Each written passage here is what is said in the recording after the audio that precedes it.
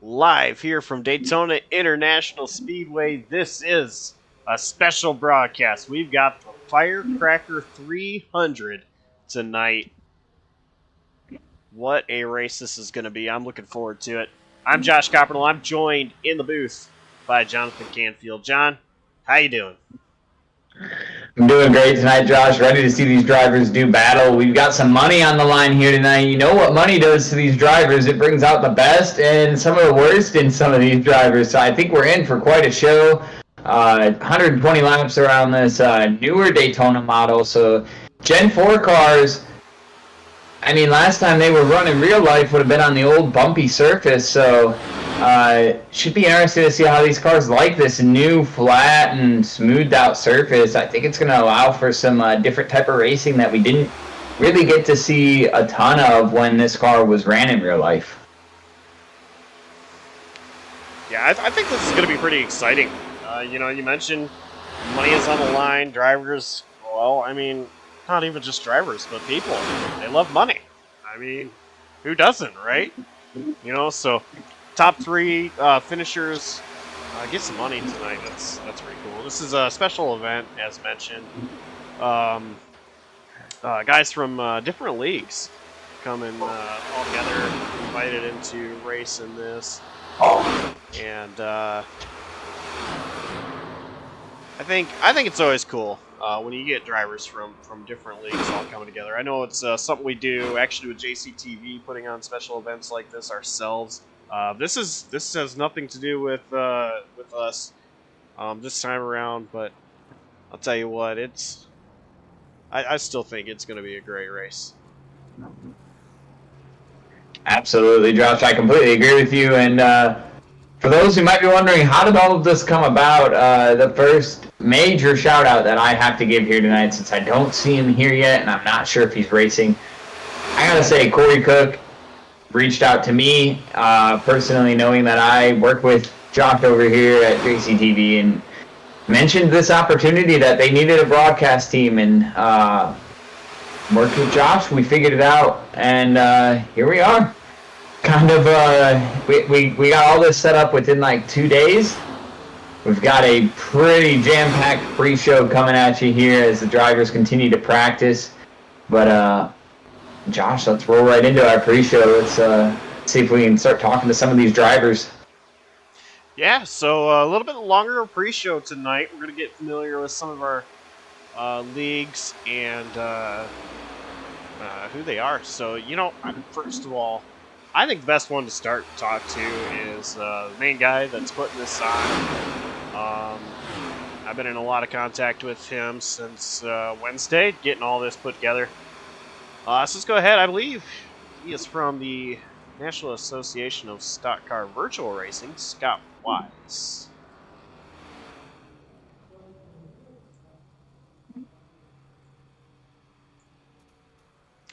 Hey, Scott, it's boys in the booth. Got a copy?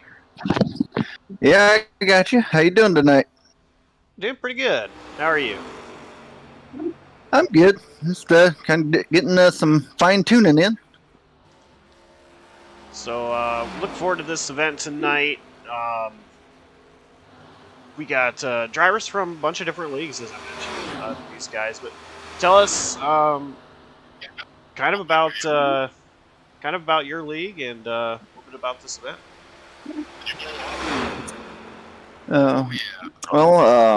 My league started out as the Blown Piston Racing League about 5 years ago.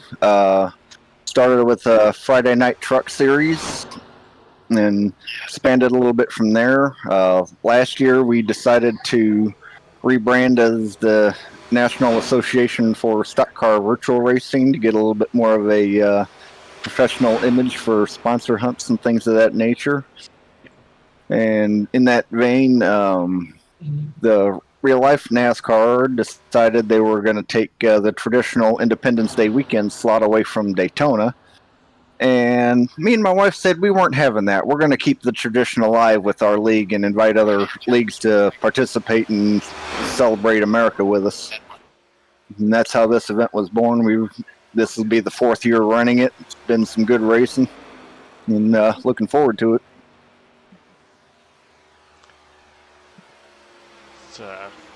Sounds pretty cool. Glad to see that this is going on. So as my understanding is this race is always at Daytona, but with different cars. So what made you decide to choose the Gen 4 Cup car? Well, the 3 years previous, we used whatever the current generation of the Cup car was. So the first year we did it was in the Gen 6, and then the last 2 years we did it in the Gen 7. But since iRacing released the new Gen 4 this last fall, we decided to change it up a little bit. Still maintain the Cup car aspect because it is a Cup car, but these cars draft really, really nice. Go back a little bit of old school drafting where you ain't got to do all the tandem draft and bumps draft. You actually got to work your way through the field a little bit, make it a little more challenging. That's kind of where that idea came up for this year. Alrighty. We'll let you go back and practice some, and maybe we'll talk to you a little bit later. All right, man. Have a good one. Thanks. And that was Scott Wise, the promoter of this event, and also from the National Association of Stock Car Virtual Racing.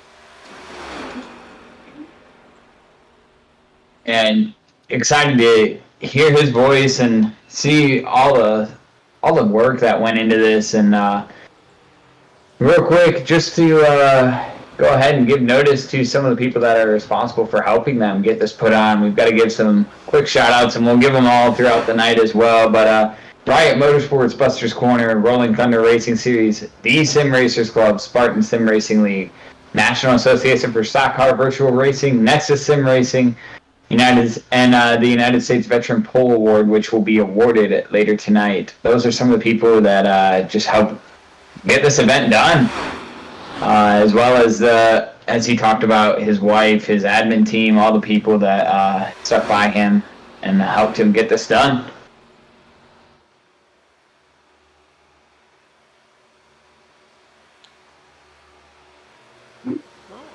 Is there anybody you're wanting to pull in to interview? And it's funny because I just seen this as we're sitting here in practice. I was reading through some of the chat the drivers are posting. Josh, I don't lie to you, somebody that I've seen on TikTok and Twitch and been making his way around the social media world is in this race, and it's somebody that I follow. So I want to see if maybe we can catch a word with Mr. David Duke before we see who you're going to interview next. I'm going to see if we can catch a word with him. Sounds good.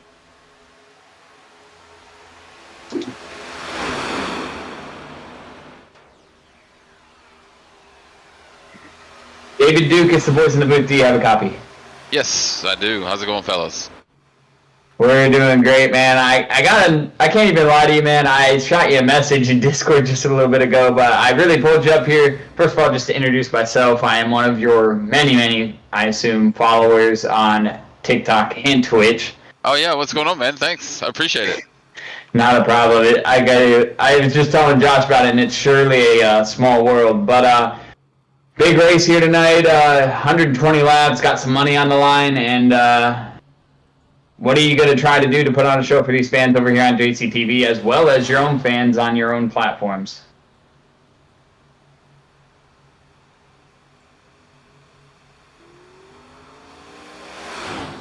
Discord, I'll make sure to put it on my TikTok. But I honestly, fellas, I forgot all about this race until today when the Discord started blowing up, and I was like, oh gosh. But so we got a little bit of something. We're gonna qualify in the back and probably keep it back there for the majority of the race and work our way up front there towards the end. You know, this is a one-off thing for us over here at JCTV, but money racing, it kind of goes around here in the iRacing world. And we already talked to the promoter of this race, heard about what he had to go through with getting this race put on. You know, is your mindset going into this? You want to take the money home all the time, or is it you just want to make it to the end and then see if you get the money? Yes. on both accounts. You show up wanting to win, but as the race progresses, you just kind of got to take what's coming to you and get what you can when you can. David, we're excited to see you out here. We're excited to see you hopefully put on a show. Last thing before we let you go, any shout-out sponsors or thank yous that you got to give? Yeah, I got a ton.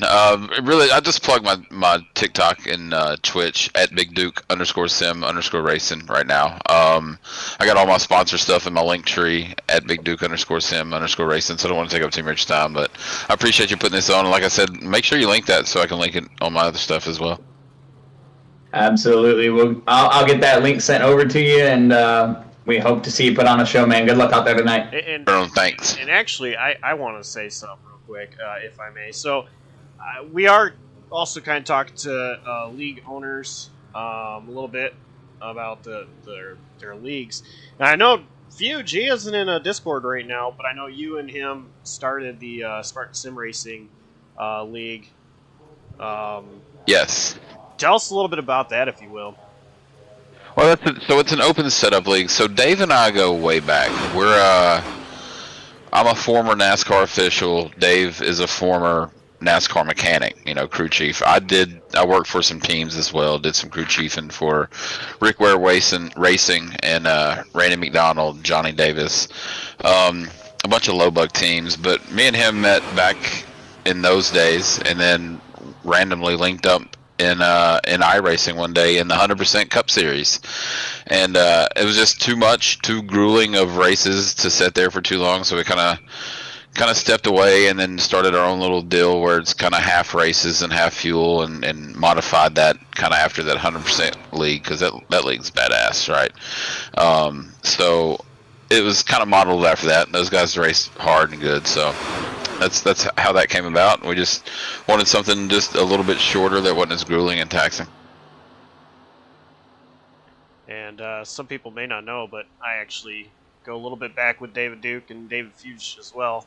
Just a little bit before the 100% days and the Galaxy Cup days, but yeah. Good to see you out here. In the Galaxy Cup, that's right. Yes, sir. Good to see you out here, man, and good luck to you. Yeah, I appreciate it. Thanks, guys. Looking forward to it. Should be good.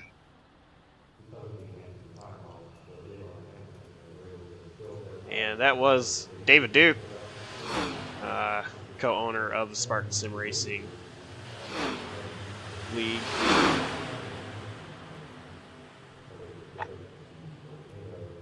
Well, Josh, who do you have your eye on next that you want to talk to? Oh, let's see here. I believe Sam is deafened. Yes, we cannot get a hold of Sam Maxwell right now.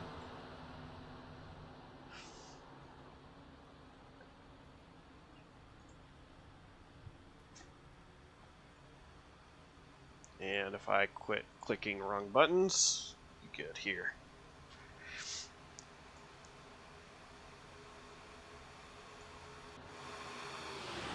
And actually, I say that, and we might be able to get Sam Maxwell right now.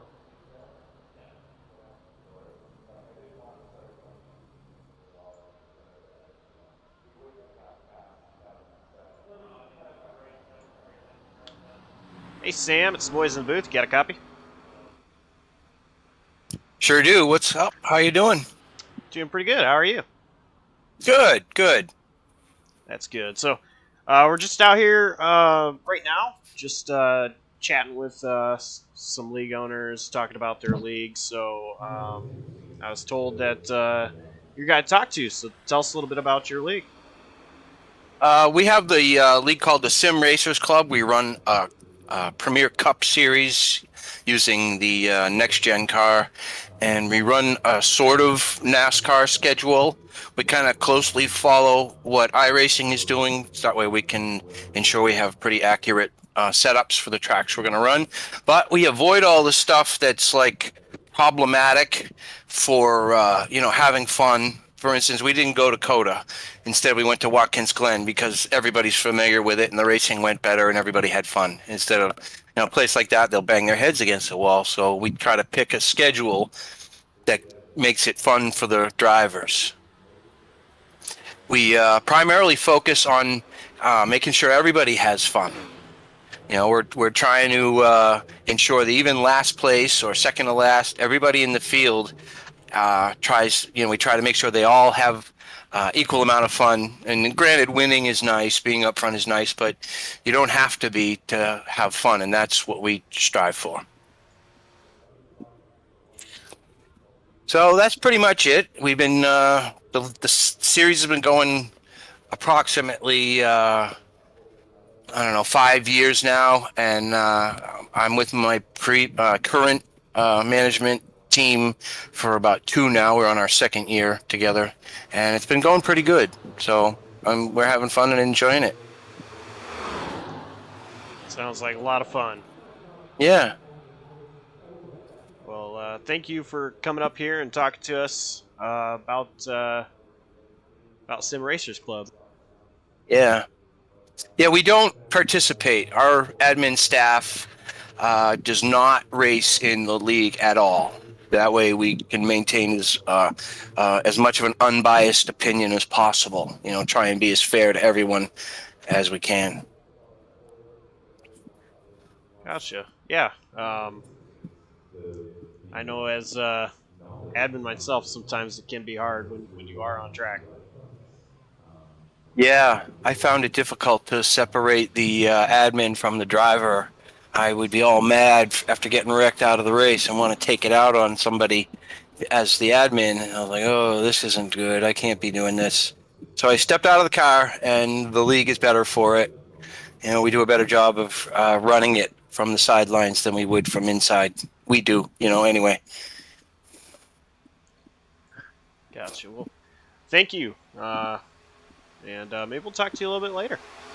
Yeah, hopefully I get some hardware at the end. That'd be nice. Have an interview from the podium. Yeah, absolutely. Good luck to you. Yep, thank you.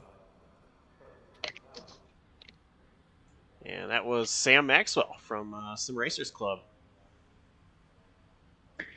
Yeah, a little bit of a developing story that I'm tracking on. As mentioned, Corey Cook was the reason Josh and I really got the invite to come do this event.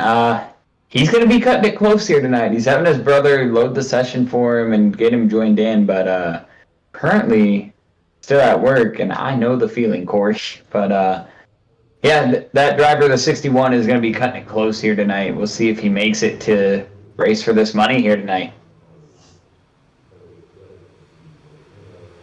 But to keep rolling with our pre-race show here tonight, let's see. You just talked to Sam Maxwell. Let's see who's in the Discord that we can probably get a hold of.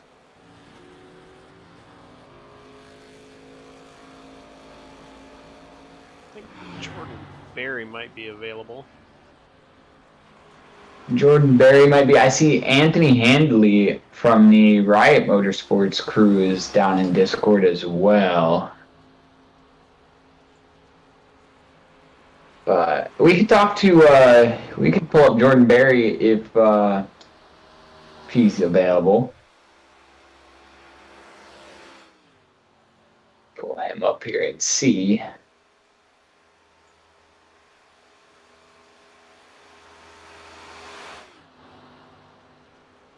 Jordan Berry, it's the boys in the booth. You got a copy? I got a copy. All right. Well, we are racing for some money here tonight. Daytona, Gen 4, 120 laps. Talked to plenty of the drivers and even the race promoter and some other league owners. So we're gonna pull you up here and talk to you. Let's first of all, let's talk about your role along with this, because your name was mentioned as a guy who would have a hand in all of this here tonight, and just how you were able to help set all this up and get this going. I helped out a little bit with the poster for Scott there and getting some of the promotion stuff down, and then I actually co-own the Sim Racers Club with Sam, so tried to pull some guys and go from there. That's kind of, I guess, it for me. So as we mentioned, 120 laps. That's a long time to be racing around Daytona. I'm sure you, as a lot of these other guys, have been around for a significant amount of time on iRacing. You know how super speedway racing can get. Where's your strategy line at tonight as far as going into the race and trying to bring home this money? I don't know how many guys have ran. I'm assuming a few of these guys, or most of them, have been running these Gen 4s or the ARCA. There's really no difference once you get on a super speedway. But the unfortunate thing is, it's really hard to bump draft or anything like that. So I think I'm going to play the strategy of seeing who's going to be able to do that before I start getting involved in too much, because I think we're going to have a few wrecks at the start just by people getting used to the bump draft. And before I hand it off to Josh for further questions, just to wrap up my portion of the interview, shout outs, thank you, sponsors, and stuff like that you got to give. Who helps get it done for you with the 51 camp here tonight? Sam's a big role in our league there, and then I run custom paints and die casts, so I do a lot of the paints around here, and the custom die casts some of the guys do. So that's kind of about it for myself.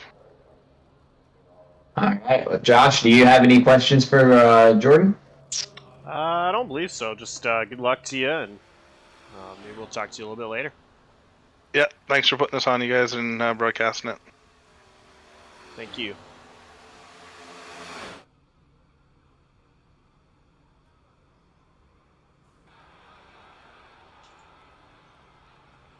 So, Josh, we go back over to you. Who's the next person that you've got your eye on to maybe talk to here? Let's go ahead and go ahead. I was going to say, I was going to give you options, but it sounds like you've already got your next guy, so I'll just let you go ahead. I was going to say, let's bring in Justin Rideout. All right.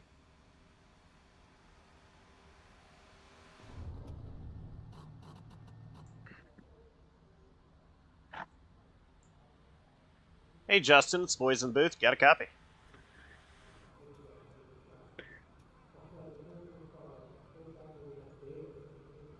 Yeah, can you hear me? I can, yes. Sorry, I was talking on the wrong radio. That's all right. How you doing? I'm doing good, man.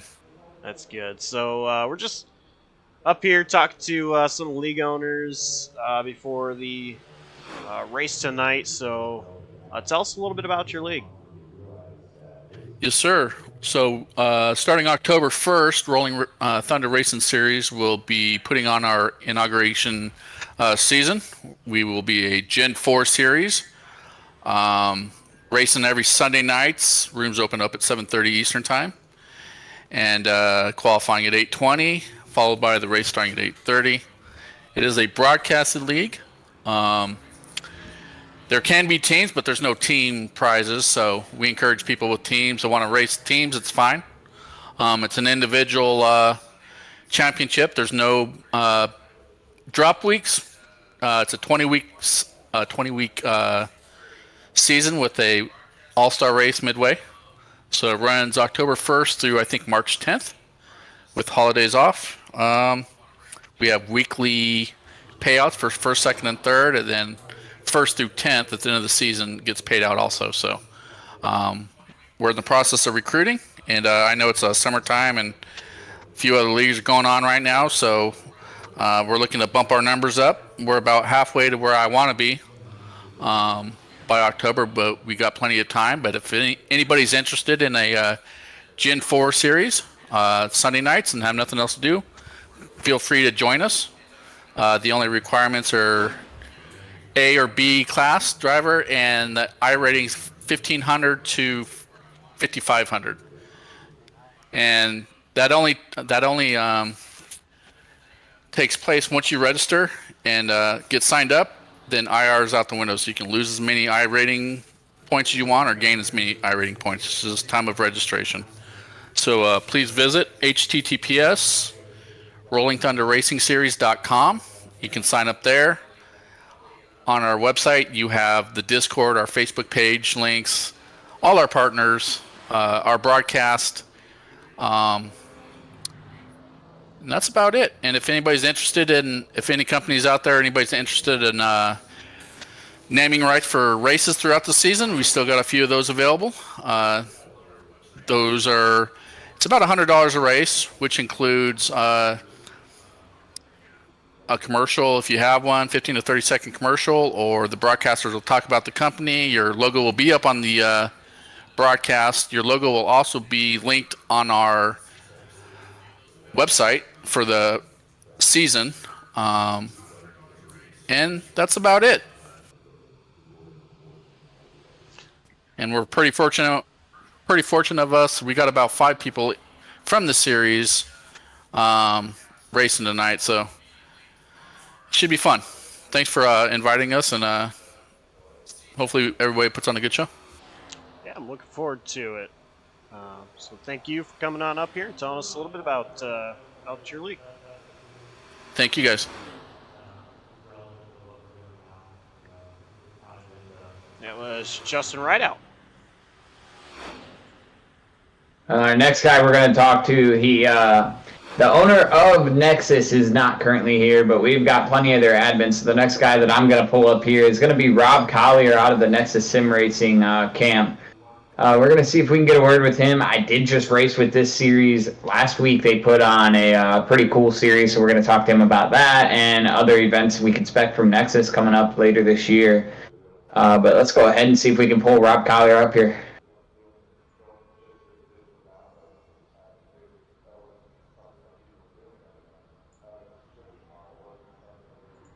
Rob, it's the boys in the booth. You got a copy? I got you. Well, we're pulling you up. We're trying to get league owners, but I look around and your league owner is, or the guy that really puts it on is not here currently. So having raced with you guys last week for your big $4.99 event, I went ahead and looked through the names, and your name came up as an admin. So go ahead, tell us about Nexus Sim Racing. Talk about the event you just had last weekend and what events we can expect to come from Nexus later this year. Alrighty. So, of course, last week we did our Nexus 499 at good old Talladega Super Speedway in the 87s. Open setup series, which we generally run, so of course the event was open setup. We had, I would say, a great turnout, and it was a great show put on for all the broadcasters and everyone that watched. And from what I could tell, real competitive.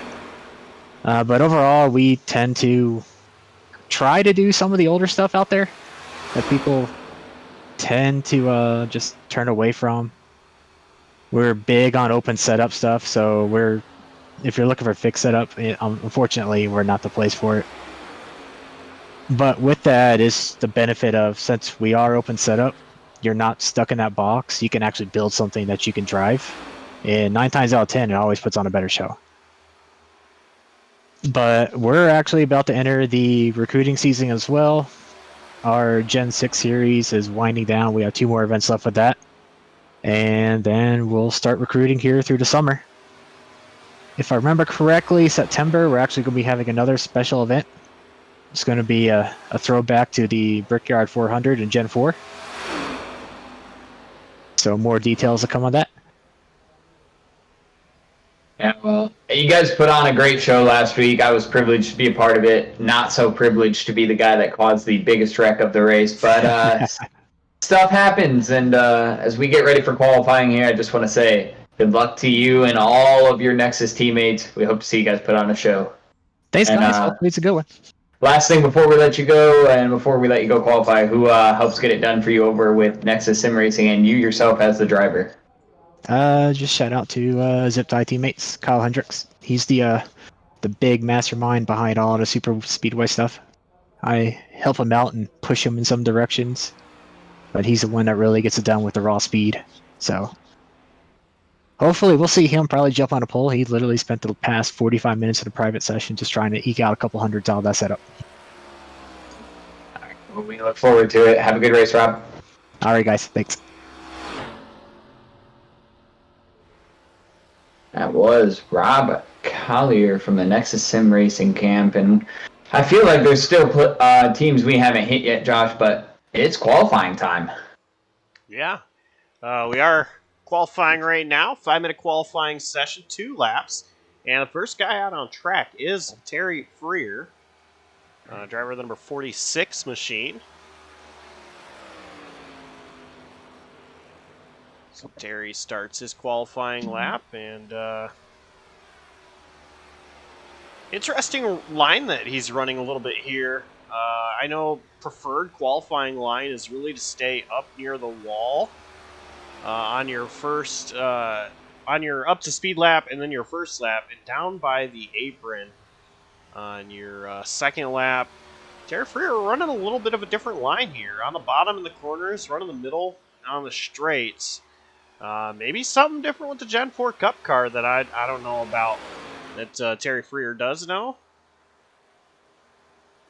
But coming through the dry oval, complete lap 1.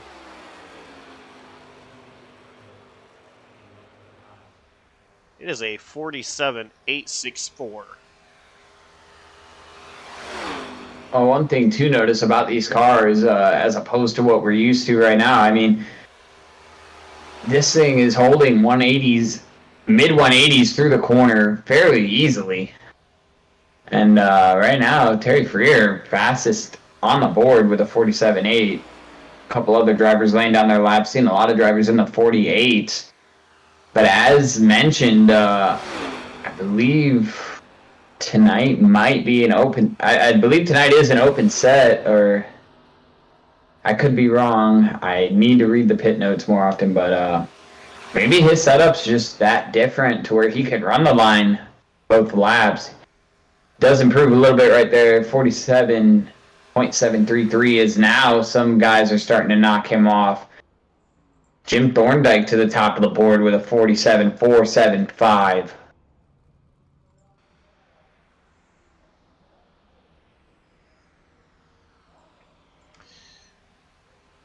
And it looks like 17 drivers have taken a qualifying lap so far. Joshua Saucy goes P1.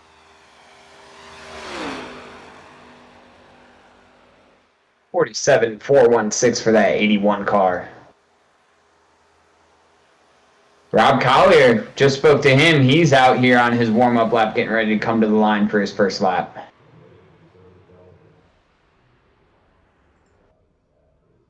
Kyle Hendricks, though, top of the board.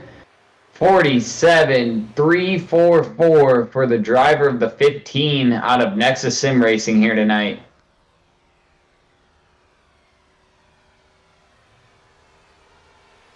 Andrew Moraz, currently 23rd. Going down the back straightaway for lap number 2.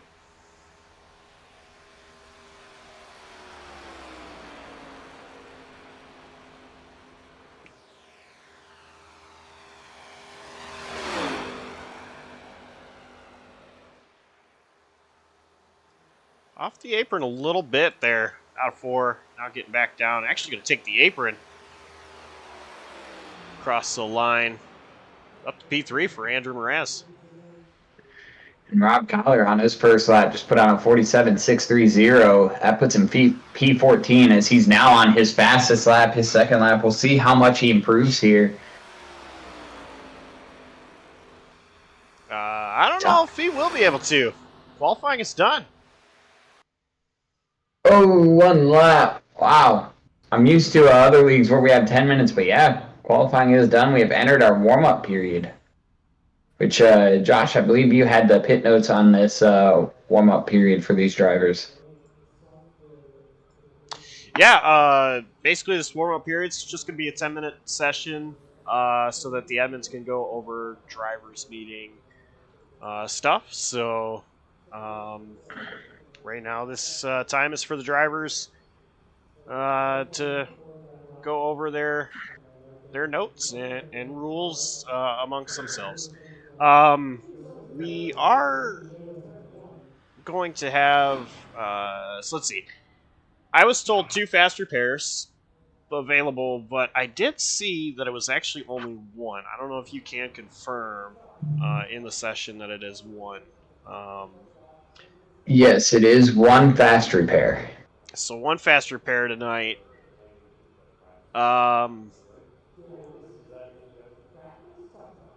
So we have that. Drivers have that to use if they need to.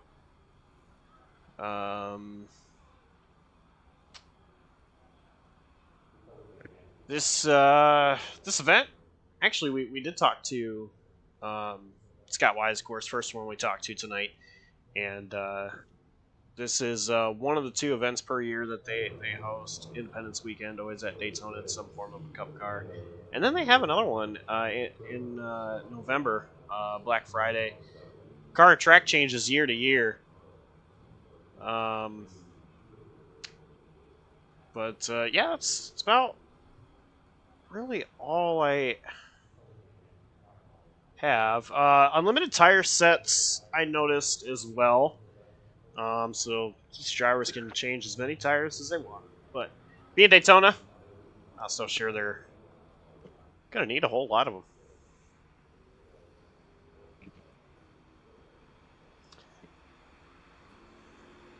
Well, with this car as well, you could see some of the tire wear come into effect. But we shall see what this track holds and what these cars look like. As mentioned, you're not going to be able to bump draft as easily with this car. So for now, Josh, I believe we're going to go ahead and take a short little ad break while these drivers have their drivers meeting and a little warm-up period.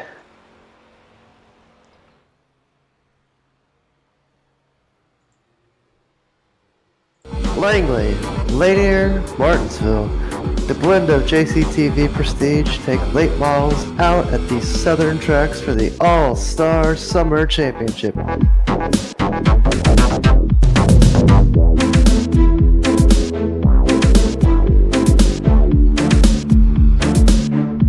Mondays beginning June 19th.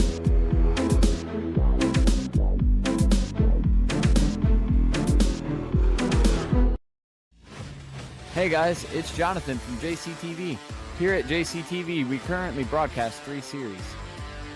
On Tuesdays, you'll catch the Slide Job Racing League featuring drivers such as Dalton Kilroe, Dane Cruz, and Jonathan Parker. And real quick, we are 3 wide for the race lead. Hawkins, Wygant, Hapiak, they went 4 wide for a moment with a lap car. On Fridays, you'll see the NAOR series featuring Nick Hapiak, Chris Wright, and Josh Arnold.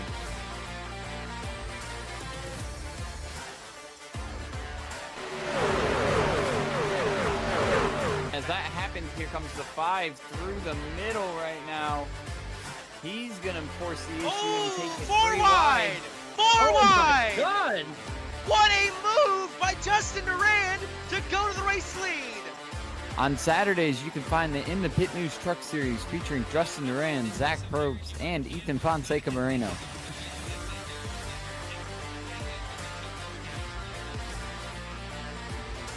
To book JCTV for your own league, please visit us at jctvracing.com and contact us for your booking. Remember, race fans, you can always watch racing live or anytime over at JCTV's YouTube channel. Tony's retiring later this year, so he's been exploring new sides of himself. I made a pretty brown right there. Oh my gosh, that's magical. You see, Kevin, I believe painting is like poetry without the words. I really need you to stand still. Done.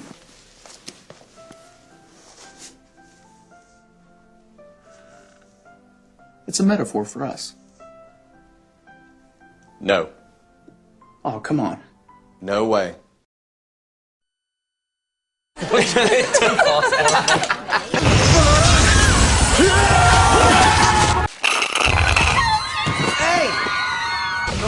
No! Every sip gets you closer. It's Justin Timberlake MP3s. Hey. Hey to you. A chance to meet Jeff Gordon. You okay, Justin? Millions of songs from Amazon MP3 and more. Sign up at PepsiStuff.com. Automatic freshness, softness, and static control has never been easier with the Bounce Dryer Bar. I just stick it to the inside of my dryer, and I never have to remember. Old Spice body spray makes you smell like power! It's so powerful it sells itself in other people's commercials. You smell like outdoor freshness. You smell like power. Yeah, I do. Power!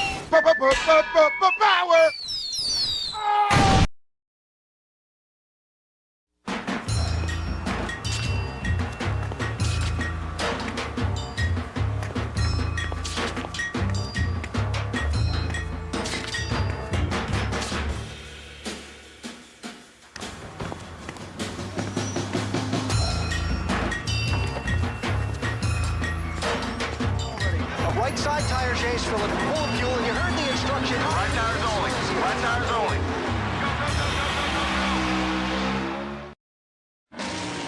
Everything okay, Carl? I'm winning, right? Yeah, but the other drivers think Aflac sponsorship's giving you an advantage. Well, if you're sick and you can't work, Aflac pays cash fast to help keep you in the race. I know, but they see it a little differently.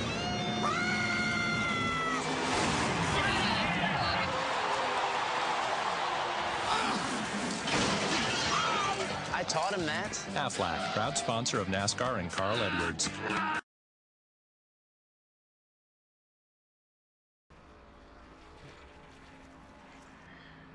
And we're back here with the Firecracker 300. Just 2.5 minutes left in this warm-up session before we get going for 120 laps here at Daytona. As we are doing that, I see drivers splitting up into their separate discords. So we've got a little bit of time. Josh, there was one team that we did not hit yet. It looks like a solo driver team. Do you want to catch up with the CVP Racing driver? Let's go ahead and bring him in. I'll let you go ahead and talk to him.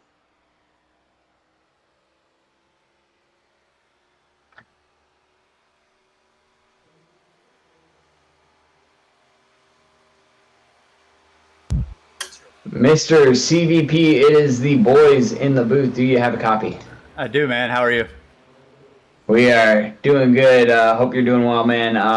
You were one of the only guys that we did not get a chance to talk to there during the practice session pre-show. So we just wanted to pull you up here and see what's going on with CVP Racing and how you're feeling going into the night.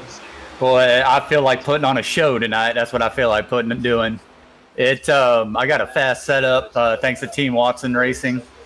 I know haven't put in much practice on this car, this track, but I have been putting in a lot of practice in the super speedway. So I'm flying solo tonight, but I think I'm gonna be able to find some friends with my smooth driving, and we're gonna have a good time. Tell us a little bit about where you come from. Do you race with any specific leagues? Do you work with any leagues? And CVP Racing, is that just for a tonight thing, or is that a team that you actually run yourself in other leagues? CVP Racing is actually just kind of came about. It's a couple buddies of mine that we race. They weren't able to make it tonight, but I do spend a lot of time with Sunday Cup or the Sunday Cup League. We run the Next Gens, and then Four Corners Racing League. They're another predominant league. ASRA, so kind of all over the place, but spent a lot of times in the hosted sessions running these super speedway races with Dega Pros and FEG, and so we'll see what we can do. You look forward to hopefully putting on a show here tonight. Last thing before we let you go, or actually, Josh, before we get to that, do you have anything you'd like to say to Mr. CVP? Good luck to you, and maybe we'll talk to you a little bit later. Yeah, I'd like to say hi, Mom, hi, Autumn, hi, Nicole. I know y'all are watching. All right, well, we'll let you get to work. Have fun tonight, Mr. CVP. Thank you. That was Chris Vander Plotz, Mr. CVP himself. He'll be racing here tonight. And, Josh, I'm not going to take another interview, but there's one person I want you specifically to interview here while we're on the grid. That would be the driver that literally just showed up, Mr. Corey Cook, the man who got us here. Sounds good to me.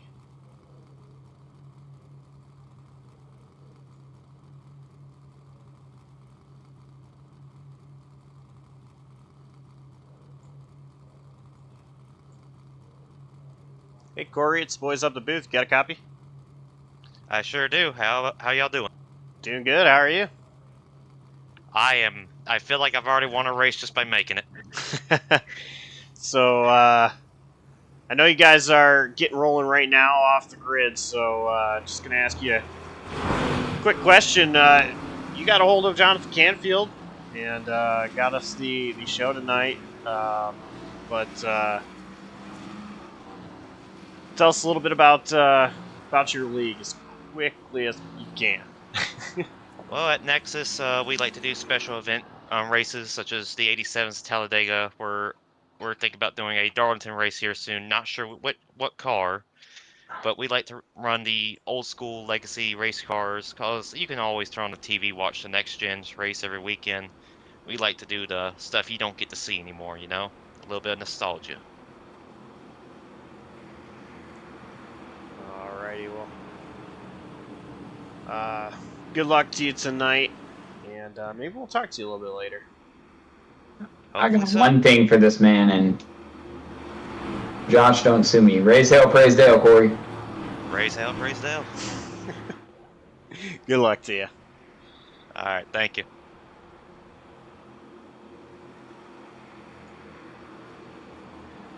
All right. James Morris is the pole sitter here. And we're going to get this thing underway. But yeah, the United States Veteran Pole Award did go to James Morris. Really quick, before we let the pace car pull off here, Josh, we'll just get it out of the way now. Picks to win. We don't know most of this field, but let's go ahead. It's a super speedway race. Let's take a shot. I'm going to go with Rideout. That's a pretty cool name. I'm going to keep an eye on Mr. Kyle Hendricks, our outside pole sitter. I'm going to go ahead and say that he has the drive and the spirit to win this race as we go green here for 120 laps in the Firecracker 300. And the green flag is out. Hendricks not having the help he needs right now. It's a pretty calm start out of the drivers. So Morris, Mraz, they are just ahead of Hendricks, who is out there just waiting for that 81 of Joshua Sousey to get to his back bumper. Sousey's going to get there right now. The one of, I believe that's Justin Rideout. Your pick to win here, Josh, kind of leaving a gap as the third car in line. You see the bottom three cars in line pretty close together, but now that outside line generating a little bit of momentum here. We're going to see if they can get it rolling or if we're going to end up single file. Again, 120 laps. Payout window does not open until we reach the checkered flag, but you know, as Clint Boyer would say, once we get in, like, I'd say 30 to 20 to go, that pay window's open for some of these drivers. You know, I've mentioned it a couple times on broadcasts. I remember Dale Earnhardt Jr. one time saying that he likes to control races like this about 30 laps to go. He feels that if he needs to be up front in the lead controlling the lines at 30 to go. So I'm wondering, you know, you saying that about Clint Boyer, that's right about what Dale Jr. has said before. And as we look through the field, it's relatively inside line starting position. Still the cars that are lined up on the inside. Outside line starting position. Still the cars that are lined up on the outside. The field is 2 by 2 pretty much all the way back. Yeah, these drivers, they're not really pushing it. They're, I mean, yeah, 2 by 2, but giving each other a lot of room. These guys, they know they have a fast repair in their pocket, but they don't want to have to use it. Earlier this week, and I'm not going to necessarily talk about what happened to you, but earlier this week, we commentated a race that was at Daytona for a preseason race for the Slide Job Racing League. There was a fast repair. The driver that won the race used his fast repair early, so it is possible, but you don't want to have to use it early. If you can hold on to that fast repair till the end, even if you don't use it, if you don't have to use it, you're doing something correct. But just holding on to it, that's the best thing for a race like this. Keeping an eye on somebody who's trying to work their way through this field and didn't get to put down a qualifying lap here at 61, who we just spoke to, already up 3 spots, trying to make it 4 right now as we come across the line there. Moving his line around a little bit, jumping from the inside line to the outside line as the holes open up. I expect to see the 61 if he can keep his nose clean, get to the front. This is a driver, like I said, who's reached out to me to get this broadcasting spot, but a driver I'm very familiar with. I raced with him a lot and raced with him last week, worked with him during that Nexus 499 race. I know he knows how to get to the front. I know he knows when to get to the front. And I give it just a matter of time before we see this Good Wrench Chevrolet 61 of Corey Cook making his way to the front.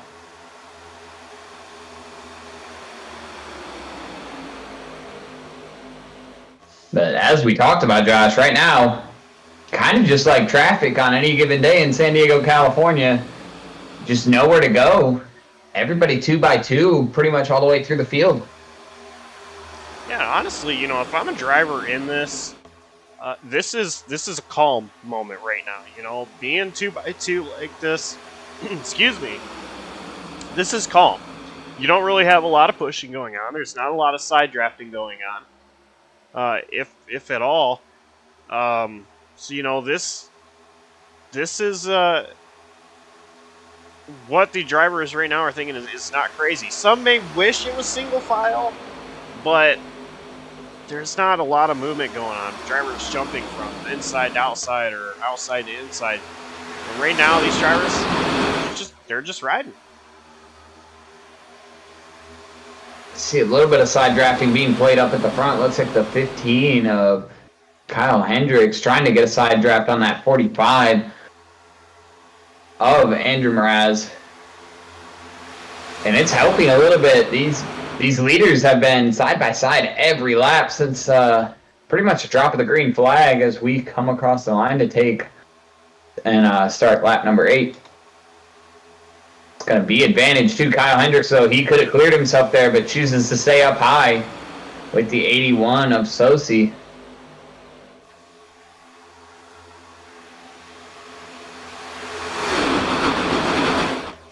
At 45 of Mraz, looking like he's having an issue staying down, tucked in behind the 17, drifting up just a little bit. That's creating just a little bit of separation as the 29 of Scott Mayhew looked like he was going to dip out of line there in front of the 88 of Anthony Handley.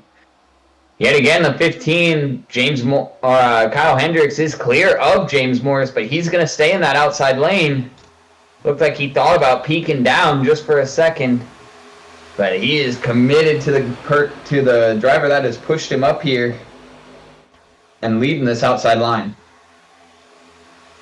Yeah, and at that point, you really have to make a decision. And for Hendricks, he decided to stay to that outside. Doesn't want to leave that outside line, and I think he feels comfortable where he's at. And yet again, looking back as I'm watching the battle for the lead, I see the 61 has changed his line again. He's now the last car in line on the outside. So yet again, like mentioned earlier, Corey Cook moving his line around, trying to see where he can gain an advantage. Looking like he's going to ride in this outside lane as we've seen them gain a little bit of an advantage here the last couple laps. But now the inside lane looking like they're getting formed up and gaining an advantage. Yeah, notice. Oh, the 45 drifts up just a little bit there. We almost had our first one. Noticed a little bit that some drivers are venturing down to the bottom, not wanting to ride on that outside anymore. But yeah, what a moment there.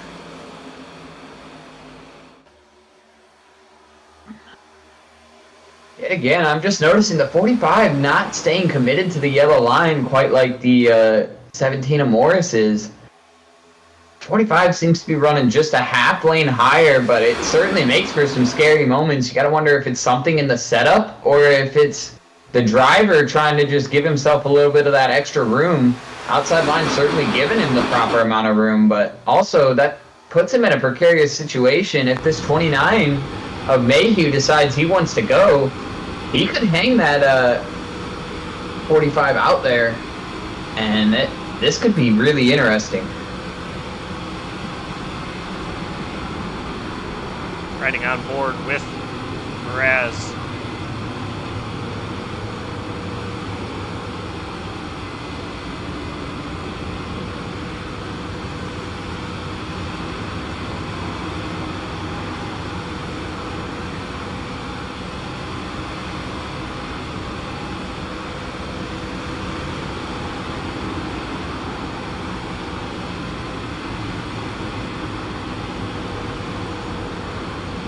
So far, we have almost made more laps than I did the other night before crash, so doing pretty good here. All the drivers seem very composed and settled. Hard racing all around, but nothing crazy going on throughout the pack. Everyone just single file in their line, 2x2 throughout the field. Because now I'm seeing that 61 dive to the bottom again. He's going to pick up a couple spots by diving to the bottom, as some of the back half of the field has kind of gotten broken up.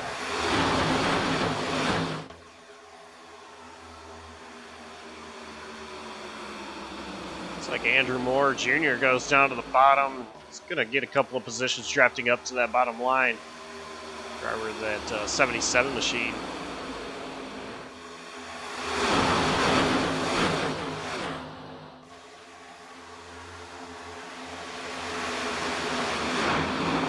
For Corey Cook, you know, with these guys 2x2 like this, you got to take your runs when you can. It is hard to make passes with the field pretty much like this. You know, two long trains ahead of you, so finding the holes where you can and just trying to work your way up to the front. And Daytona also being one of those tracks, you can go 3 wide at this track, but it's still early in a long race here. I just think a lot of these drivers are not ready to make those kind of moves yet.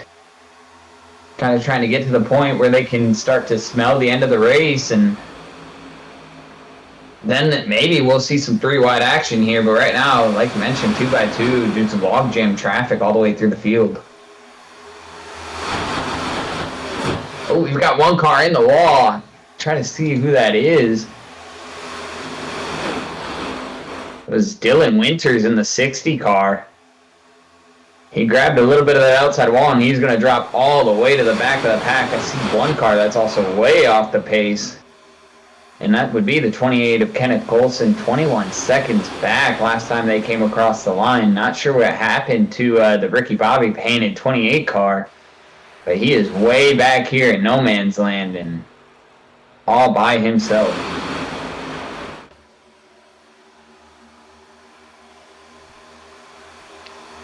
Got 3 wide. David Duke. Oh, 14 in the wall. Drift Glodwich. Glodulich. Into the wall. They're going to be 3 wide again. David Duke in the middle.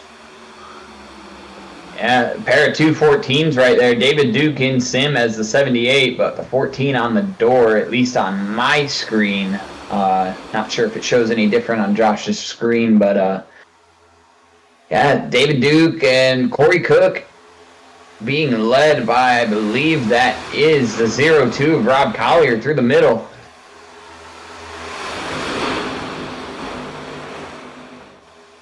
Driver's starting to make some moves. Oh, we got another 14 in the wall again.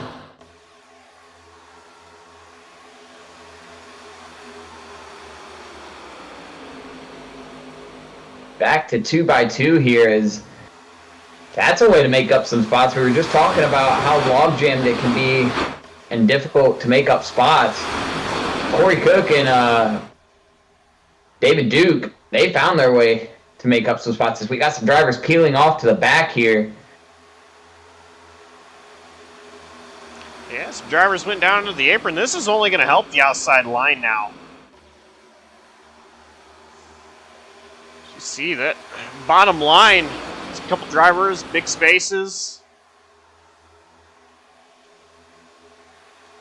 Starting to form back up.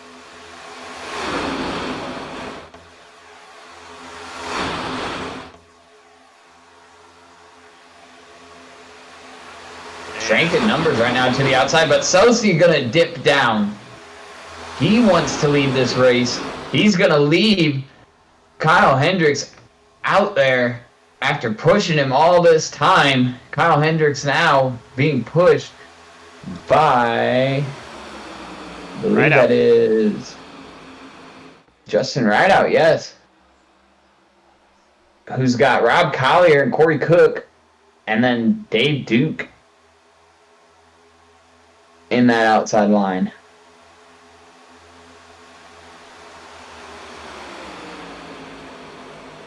Outside line, it's regenerating that momentum with Hendricks.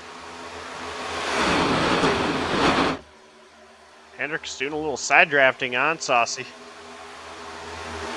Oh. And to go back to my point of earlier, I mentioned it wouldn't take long that we would see this 61 up towards the front. He's currently our biggest mover of the race. Started P26 up to the 9th spot. If he stays on that outside line can generate the momentum that we have seen so far tonight. With a little bit of help, that bottom line is just not formed as well as the top line. He could be here at P4 very soon. Oh, and we talked about him a little bit, Josh, but we didn't keep our attention solely on him, and he did it kind of quietly. I mean, it wasn't, but less than 10 laps ago, he was back there just outside the top 10, top 15, kind of bouncing around between the lines, trying to figure out which line he was going to go with, and now up here battling just outside the top 5.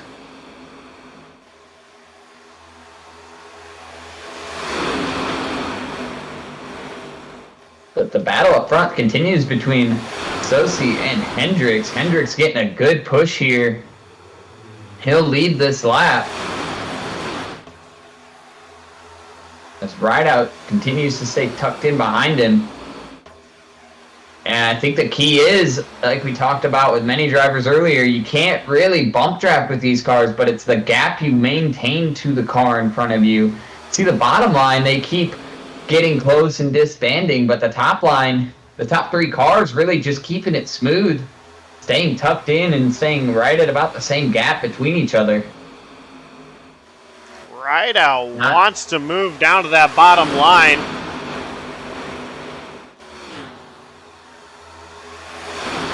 I think Justin thought better of it. I think right now the best thing for him to do would be ride in this top lane, because this top lane is just way more formed up than what he has. Now, if he and Rob Collier, Corey Cook, a couple of these guys, if they get 3-4 cars clear, I could see them pulling down because they've been so well formed up. They could dominate the bottom line. As the 28's going to get lapped now, we mentioned him a couple laps ago, kind of running in no man's land. He's going to pull it down below the yellow line, and the field should get by him before they get into 3, except for maybe a couple of the back runners, but we'll see if anything comes of that. And no Kevin LePage. Another car in the wall. I believe that might have been a 31. Our race promoter, Scott Wise, he might have grabbed a little bit of that wall. He's falling back to the tail end of this outside line. We're 3 wide there for a moment. Scott Wise. Now the tail of that outside line.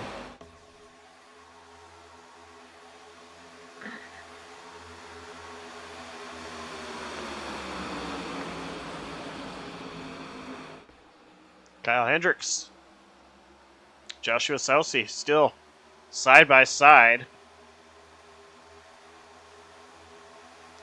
That outside line, though, it has lost its advantage.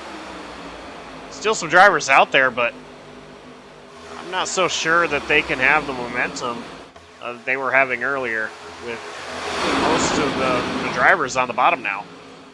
Ooh, some tight side drafting there between Soucy and Hendricks. There might have been a little bit of door contact between the two drivers.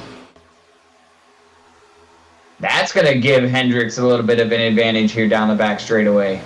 Big time advantage. Rideout might have been clear there. He doesn't pull down. He's going to stay hooked up to the back bumper of that 15.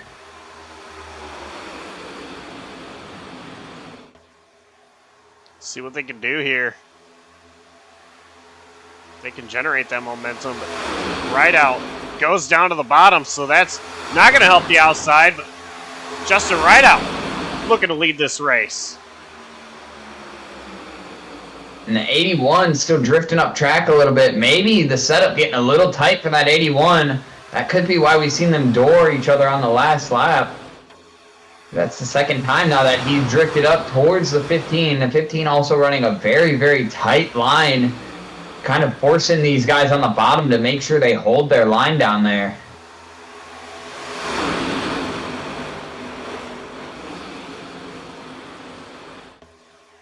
But now that puts Rob Collier, Kyle Hendricks, and Corey Cook, all Nexus Sim Racing drivers, leading this outside line.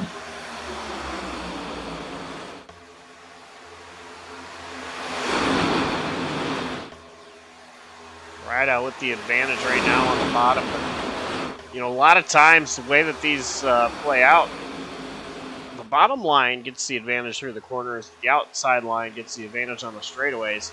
If there's enough cars. Now, right now, you see Collier doing a great job pushing Hendricks. Hendricks was clear.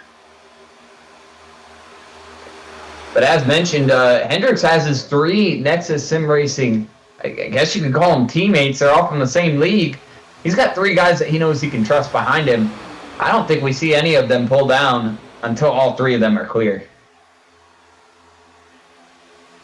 I think you're correct. You know, there's a big difference, I think, when you're doing official races compared to league races or in this case, special events. When you're racing around people that you trust in these races, you're going to go with your teammates, the ones that you're working with. So See, yet again, some hard pinching and side drafting coming from the 2 leading that outside line. Rob Collier and Kyle Hendricks pinching the 81 and the 1 down.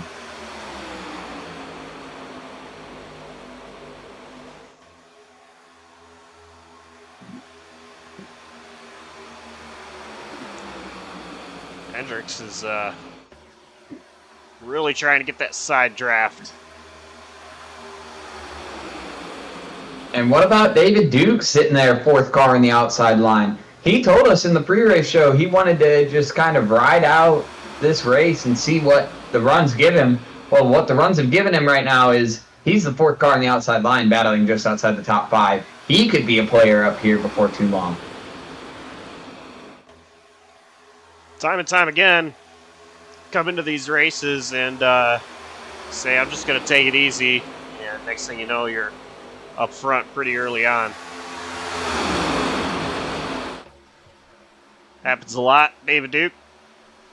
I think you know, overall he learned that things seem calm, and I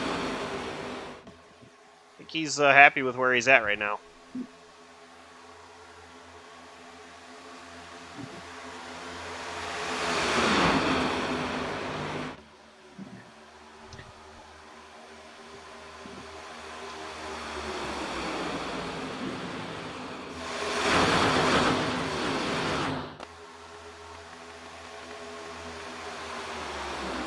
Justin Rideout, he leads this race with a pack of cars that are hunting him down. We're going to go side by side this will take.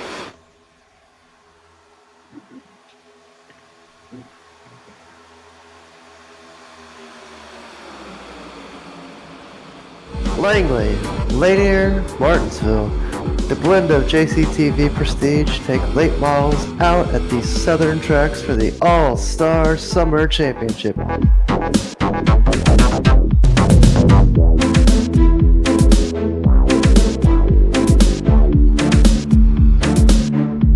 Mondays beginning June 19th.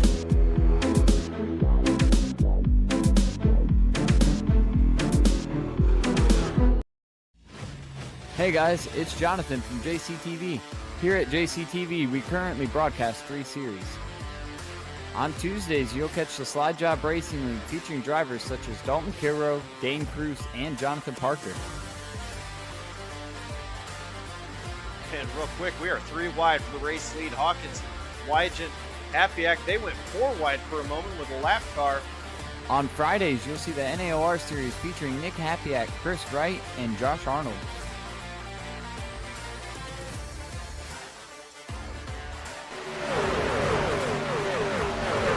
As that happens, here comes the 5 through the middle right now. He's going to force the issue and take it 4 wide! 4 wide! God! What a move by Justin Durand to go to the race lead! On Saturdays, you can find the In the Pit News Truck Series featuring Justin Durand, Zach Probst, and Ethan Fonseca Moreno.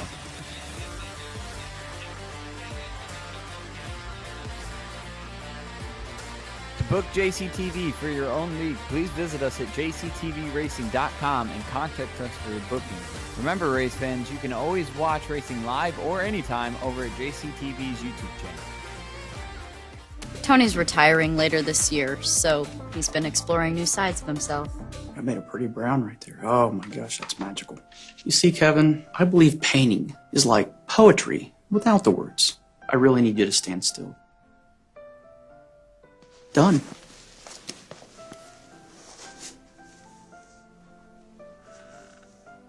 It's a metaphor for us. No. Oh, come on. No way. Hey!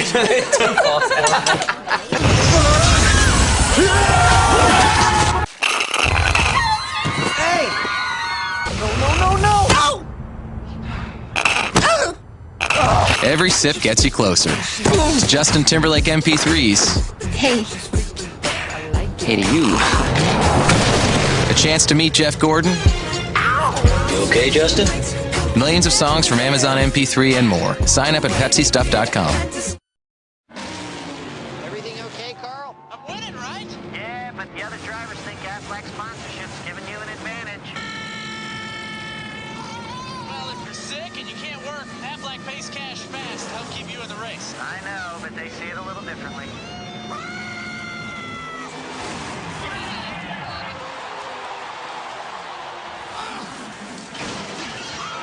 I taught him that. Aflac, proud sponsor of NASCAR and Carl Edwards.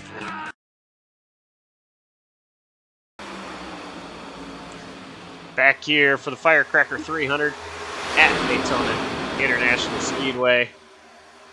And it's been clean and green so far. Kyle Hendricks refusing to leave that outside line all race long. Justin Rideout leading the bottom line.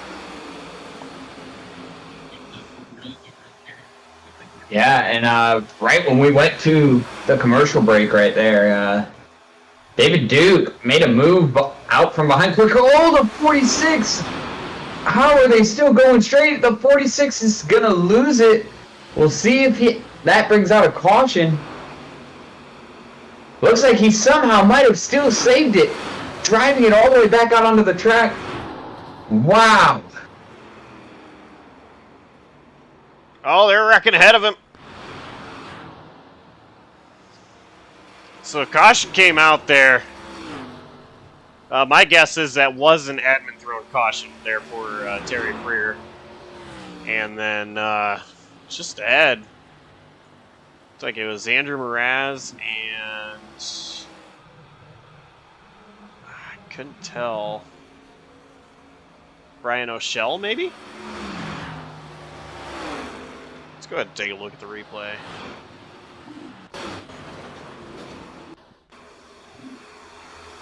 There's a lot more to it than I expected. Team Gagliano went around. And that's actually what caused that. And it includes somebody we've seen up front all night long. You talk about Mraz. He gets caught up in it. So the 45, the 18, the 2, the 88, and the 59. Wow, how did they not get caught up in it?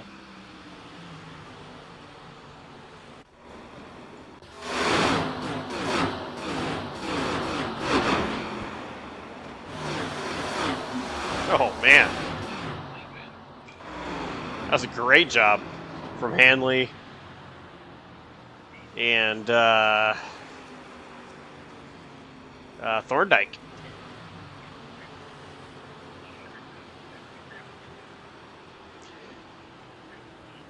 You know, just from what I saw, though, it didn't seem like anybody really got much damage at all, so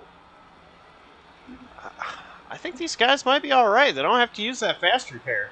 A little bit of damage, so I think, you know, if my assumptions are correct, obviously I'm not in the car. I'm not really sure how these cars affect with the damage model either that they have. But they might be alright. They might be able to just take some repair time in sim and be alright. Terry Freer, though, having more issues on pit road. Is, wow, and the race off pit road was crazy. Man, we might need a JCTV replay of just David Duke getting into his box and out of his box. That looked crazy.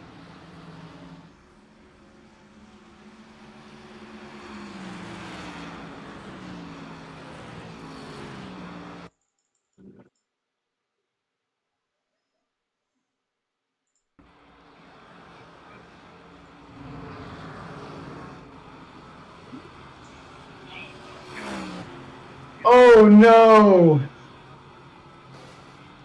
David Duke just had a big mistake under caution.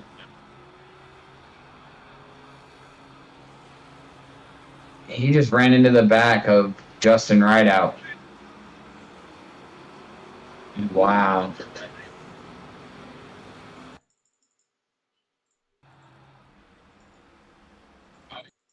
We just talked about the good pit stop he had there. He got a good amount of progress, but coming off of pit road, just must not have been paying attention. And man, he ran underneath the one of Justin Rideout. Both those drivers probably going to have to come back down pit road here and use their fast repair.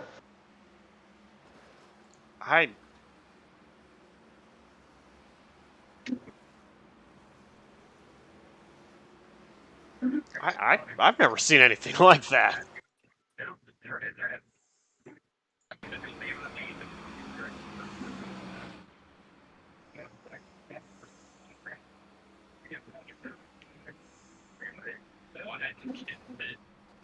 Comes over the radio and says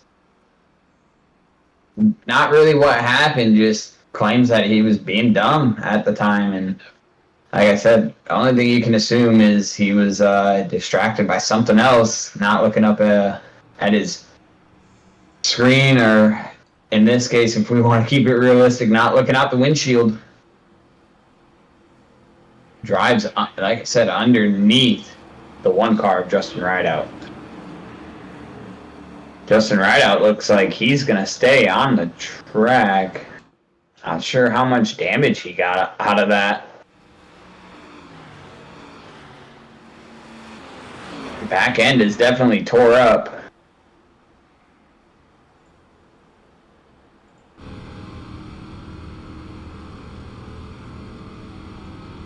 Trying to see if we can get a good view of that riding on board with Scott Wise.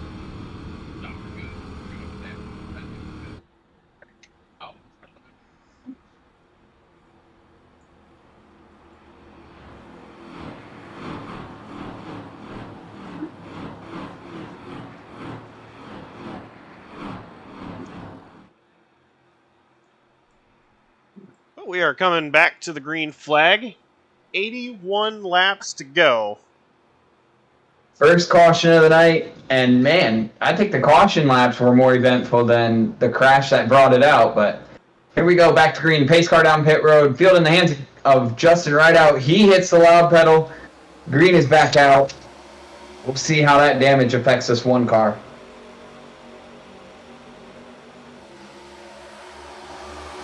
Everybody going to the bottom line. It looks like nobody wanting to mess around. See only 3 or 4 cars out there and all spread out. Overheard race control calling out a driver the 51. Change lanes before start finish. I don't see a 51 in sim, so I assume that's a painted on number. Or maybe 61 is what they said. So maybe Corey Cook, but one of the drivers changed lanes before the start finish line, had to give a spot back. Meanwhile, up front, Joe Wells going to take the race lead. That outside line, it's got 4 drivers. It's enough right now.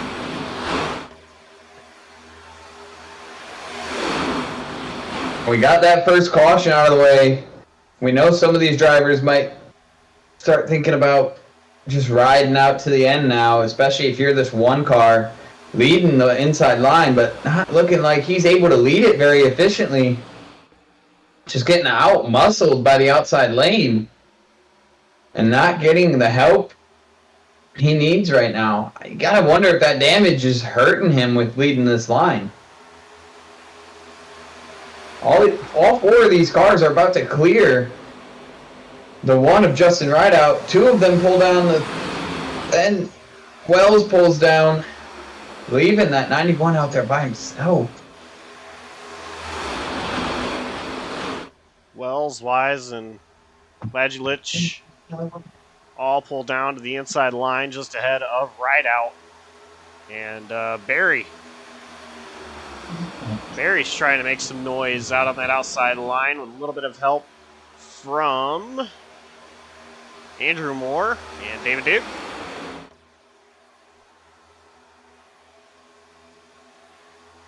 Seeing some new players up here at the front. Hearing the driver radio, some of our front runners like Kyle Hendricks and Raz, they're saying to these drivers that are up front right now, they can go have fun up here. The drivers that were up front, now that we have new players up here, they're smelling a wreck and they're hanging out in the back. Yeah, sometimes they say cautions breed cautions. We've had that one caution. Some drivers think another one might come out. But right now, I mean, the way I'm seeing this outside line compared to the inside line, things look calm-ish right now. You know, you've got 5 cars packed up together, grouped up together on that outside. One straggler a little bit back there, but these drivers giving each other room.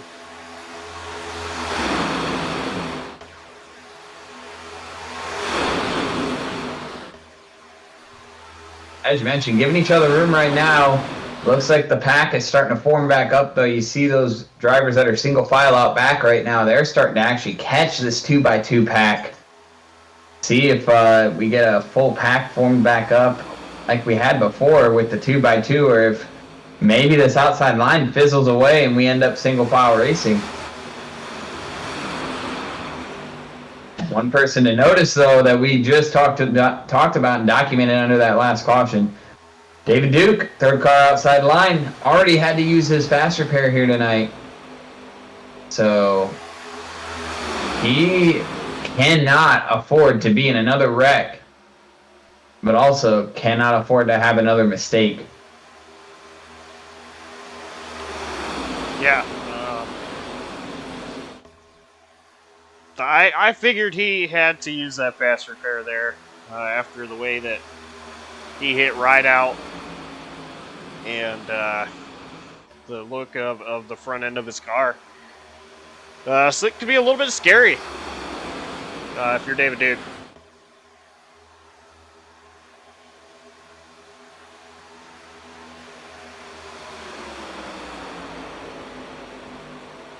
It's 45 laps complete, 75 laps to go. And Joe Wells still out front. Barry, the outside line. They are really trying to make some noise happen here.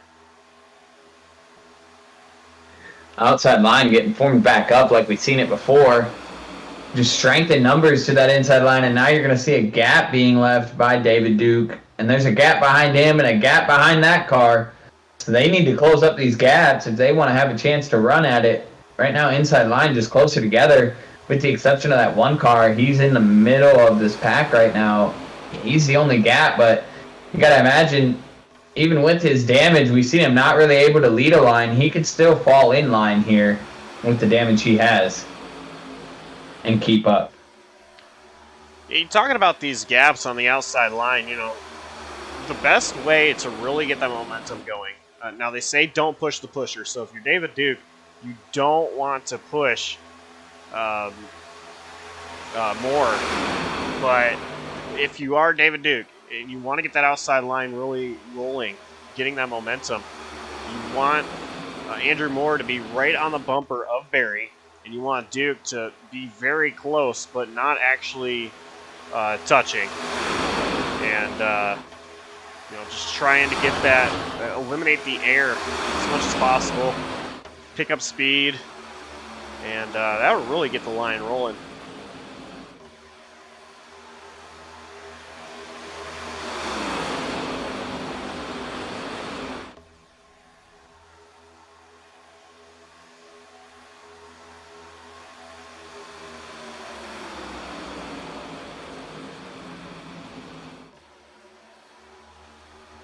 The line is rolling on the outside just enough to keep them there, but not the strength that we've seen it have before when we had other players up front. So like we mentioned, new players up front, that means new people to figure out how to work together.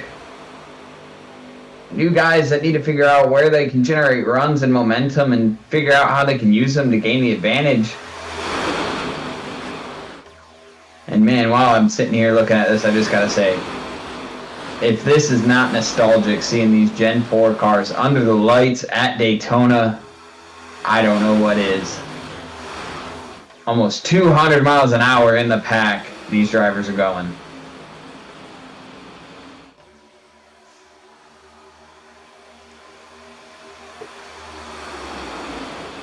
Yeah, this is absolutely incredible. The things iRacing allows us to do is pretty awesome.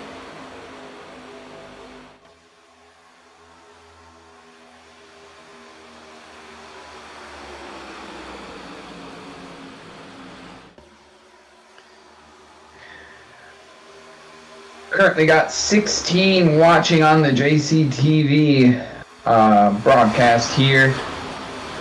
Just want to say hello to everybody watching, and let us know.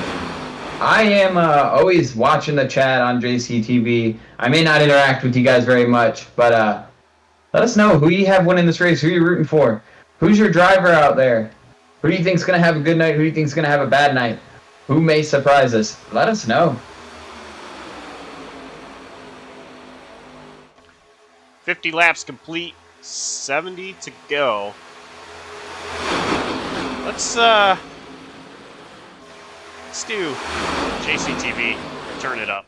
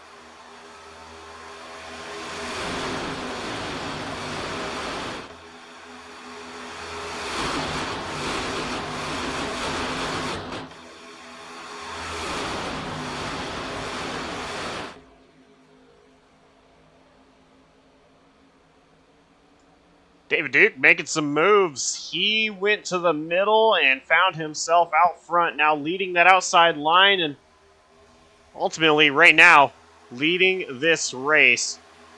David Duke charging forward right now in his number 14 on screen, but 78 in sim machine.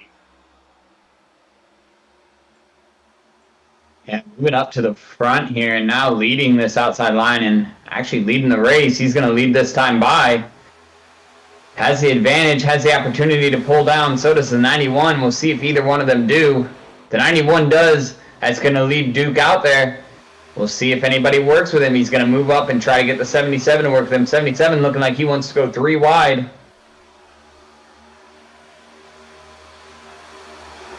Jordan Berry now going to go back up high, and David Duke going to go down into the middle line. David Duke trying to find a hole. There's not one. Now there is one. David Duke clear on the bottom. Oh! Stack up on the... Berry! The 8, the 77. The 2. Oh my goodness, more drivers getting involved. I think I seen the 61. Corey Cook just went through it. Seen a darker colored car. I'm not sure who that was. Go back and take a look at our replay here.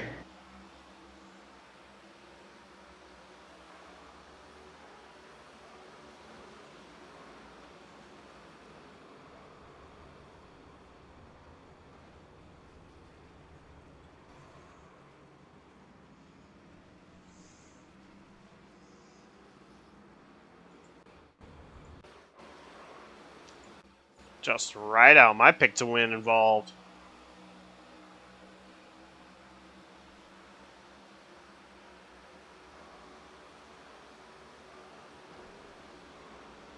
The 91, the 8, the 77. The 10 gets into the back of the 2 there as they were checking up for the wreck. That's what gets the 2 involved. And the 10 knocks down the wall. And the 81, the 18, the 1. And it looks like the 99... Michael Larch might have snuck through this with minimal damage, if no damage. 45 Mraz barely makes it through. And all the drivers behind him, Corey Cook, the 46 of Freer, 17, all these guys that we seen up front earlier, all getting on the binders, trying to avoid the wrecking cars.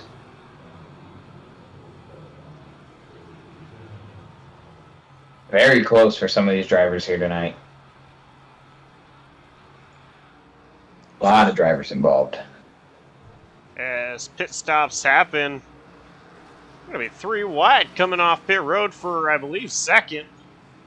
David Duke took right sides, and it was not contested for him.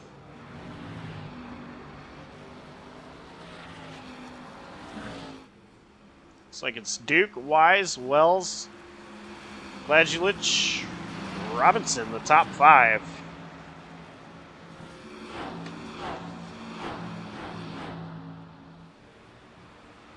Second caution of the night here in the Firecracker 300.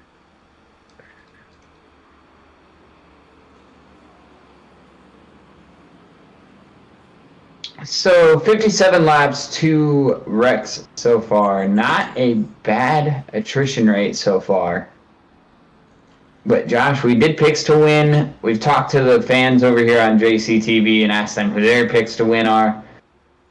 Let's see, who do you have your eye on here? Who has stood out so far as a contender here with us being on lap 57, almost halfway in this race?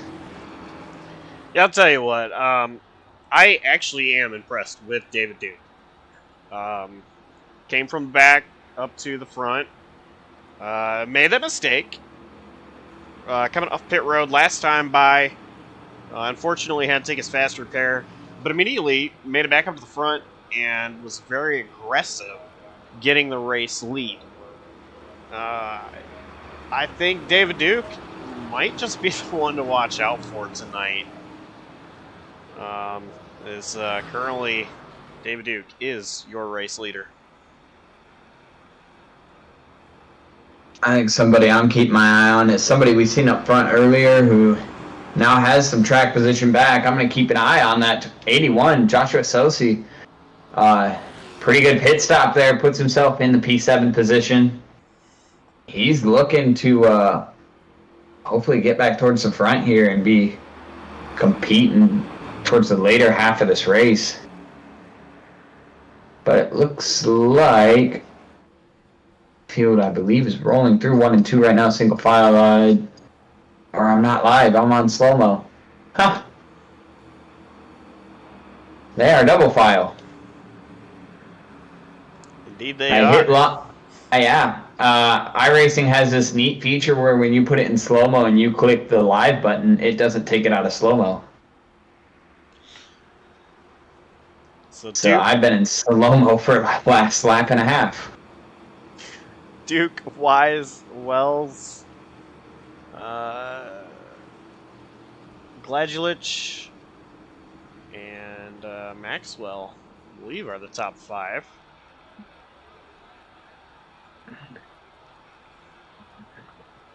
I show Robinson, then Maxwell. So see CVP, who is actually sitting on pit road right now.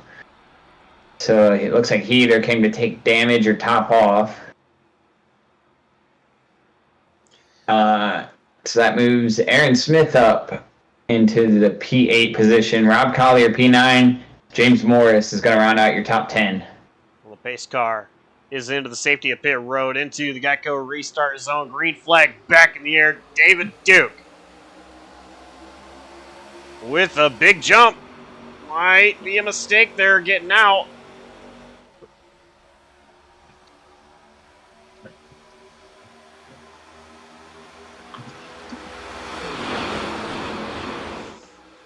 Oh, we've got a car in the grass on this restart. The 88, and the 77 actually turned him in there. Look at that replay. So the 88 of Anthony Handley not having the best of luck there on that restart. Hopefully he gets it back to Poland. Looks like he pulls it to pit road. Scott Wise takes the race lead. Gladulich goes to P2. Only a couple drivers rolling that outside line. Now just one. No help out there. As I believe that is Maxwell. That is Sam Maxwell. He'll tuck back into line here as there was a gap created by the 3 of Joe Wells. Joe Wells going to have the 34. Matthew Robinson looking to his outside now. So much of this race just became single file. Look at David Duke. He wants to get back to that lead. He's going to pull to the outside here, and Maxwell is going to hang him out. And now Wells is going to be there to fill that gap. So David Duke could have a big fall here if he's not careful. He tries to show that he wants to tuck back in. He does tuck back in right in front of Wells. I think it's just Wells cutting him a little slack there. Still early in this race, actually, as we are halfway, 60 down, 60 to go.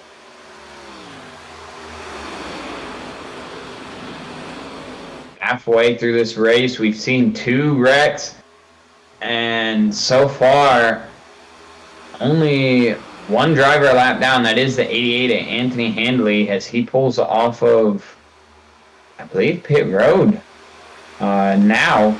So he is 1 lap down, being scored, possibly 2 down now. My scoring is not updated. The 10 of CVP, Chris Vander Plotz, is going a lap down currently, but he's trying to tuck into the draft, and that's going to be his saving grace here to really get this lucky dog. And yeah, Anthony Handley going to be 2 laps down, so CVP going to be 1 lap down. As long as he's not involved in the next caution with tucking into this draft, he will be our lucky dog. next car that is drifting back is the 77 and the 91 of Jordan Berry. But those two are together, and they come off of turn 2 as the field still coming to the start-finish line, so they've got a decent gap. But eventually, might have a 3-car battle for this lucky dog spot, as we've got some mixing up going on up front. I believe that's the 70, Aaron Smith, and the 34, Matthew Robinson. They're trying to form an outside line, as now they're going to get some cavalry pulling up here. I wondered if David Duke was going to move out there if he had the opportunity and got the numbers behind him, but he did. David Duke leading that outside line. Now there are the numbers out there that David Duke needs. And look at this momentum that outside line has. David Duke's going to have the momentum to lead this lap. The 34 absolutely pushing the life out of this 14 on the doors 78 car in sim. David Duke did lead that lap. Duke was ahead of Wise. But Duke stays to the outside. Now Wise is full car length, looks like, over David Duke. Well, I say that. Duke gets back out front. As you mentioned, the numbers came in quick for this outside lane, and right now I see the 2-car kind of floating back and forth. He's kind of the lone car out there with the gap going back to Rideout. So this 2-car could pick any line he wants. Whichever one takes the momentum, he can take that line and put himself in a position to be up front here. It looks like Duke drifts out a little bit. The 34 drifts out a little bit. Everyone else behind them keeps it nice and tidy. Those two drivers just drifting out a little bit there towards the wall. See now that inside line really starting to build strength in numbers, as the group that had a gap behind this lead group is now closed up on them, and the group behind them is closing up. Yeah, just behind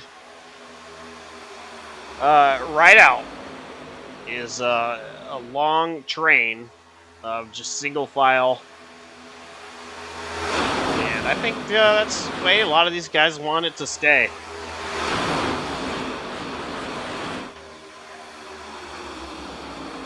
Well, there's a philosophy that I personally have learned as a driver recently, and it's you can't make it to the front if you don't get your way to the front. And right now, as of recent, the last 2 super speedways I've raced down here at JCTV, when they've been broadcasted, I've been where David Duke has been. I've been outside line, trying to lead a line, trying to push a line. I've been trying to make my way to the front, and I think that's what some of these drivers that are up here in this lead pack right now are doing.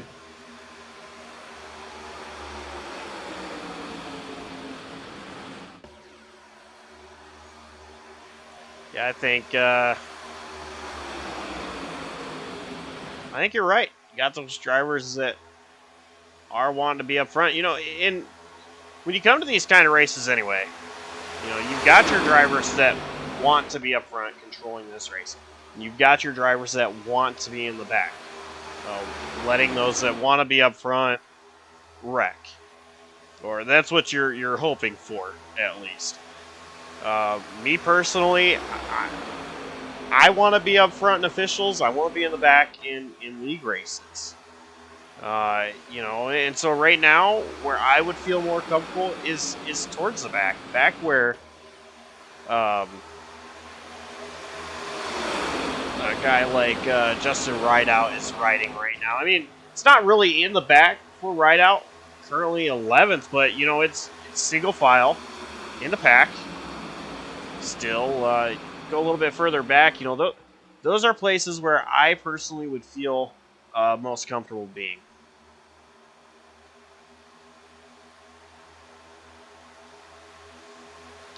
Right now, that strength in numbers that the outside line had earlier is no longer there. So there's only 3 cars out there. The driver, David Duke, is out there.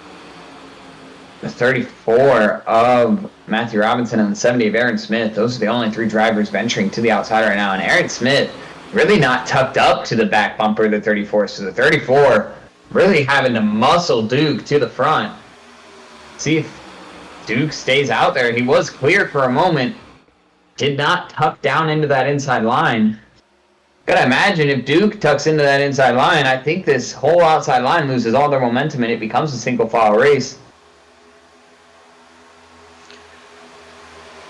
Yeah, if Duke is able to get clear of Wise and goes down there, at that point, if you're Robinson or Smith, you're just going to fall back pretty quickly. I'm actually impressed that the 3 of these guys are still right where they're at. The other thing to think about if you're Robinson is all these pushes that you're giving to Duke, you need to be careful because of your temperatures as well. You don't want your temperature inside that car to get too high. The Duke is out front, clear of Wise, did not take it, and now they're coming up to a lap car. Oh, and there's going to be a big wreck! Duke involved, 31 upside down of Wise. A lot of guys through the grass, and still... Oh, it's the big one. A lot of wrecking, as Wise is still on his side.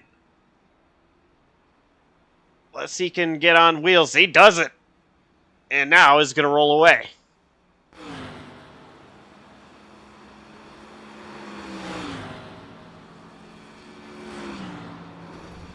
I believe the 10 car, who I just talked about, CVP, he did not need to be involved in that wreck, and I think he might have got just a little bit of contact there.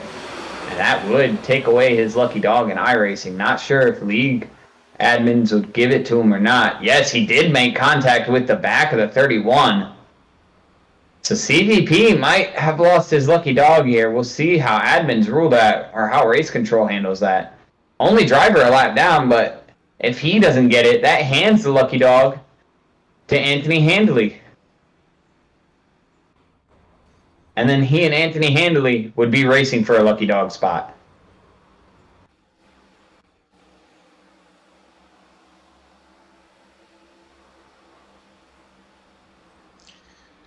So one thing that I'm watching here is, I think I slowed it down a little bit too much. Yeah, so these guys are coming up on the lab car, and I think Wise was knew he needed to go up high, and David Duke might have been trying to get a side draft. Maybe pinching him down there a little bit to help that outside line. And you see those 2 drivers make contact, and as a result,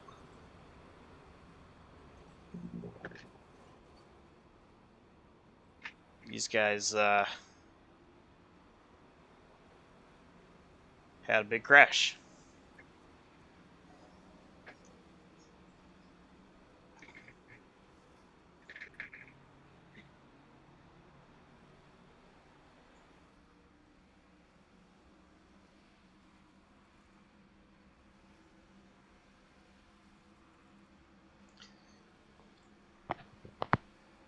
So, it looks like Sam Maxwell is going to be your race leader, Joe Wells P2, Matthew Robinson P3, Drift Gladewich in 4th, Aaron Smith in 5th.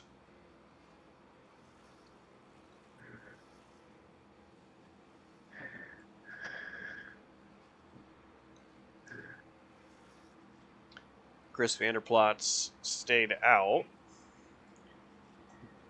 And might be taken away around here.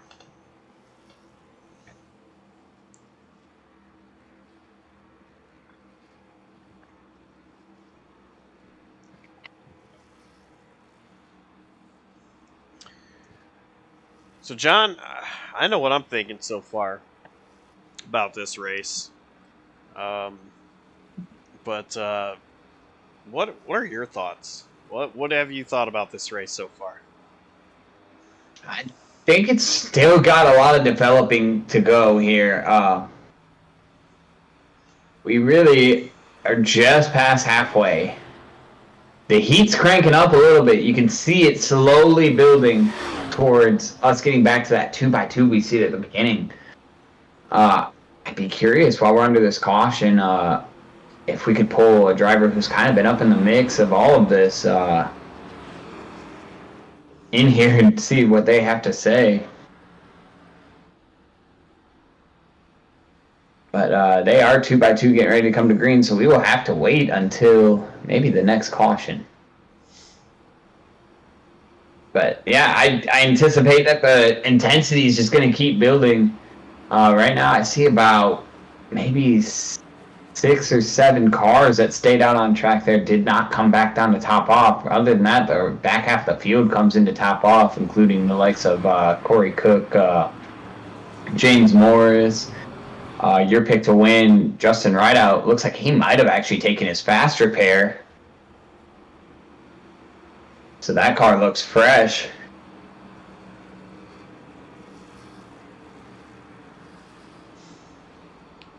And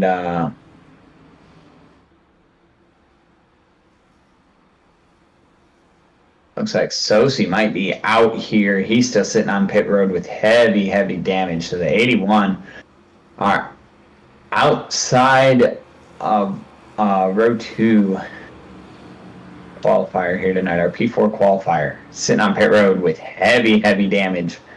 Looks like he might be done for the night. Anthony Handley, who we talked about on that last caution, had a major issue. Got spun into the grass. He indeed was the free pass car. And CVP was able to take the wave around. So Anthony Handley now 1 lap down. CVP taking the free pass. Oh, big wreck on the restart. On the restart. Wow. Your race leader, Maxwell, got hooked into the outside wall. Looks like that's the 45 Mraz giving a push to the 3 of Joe Wells. Just a really aggressive push there. And it hooks that 3 down into both the 98 and the 34. So 98 of Maxwell. Basically our top 4 there are involved. Andrew Mraz, Matthew Robinson, Joe Wells, and Sam Maxwell. Big wreck up there at the front.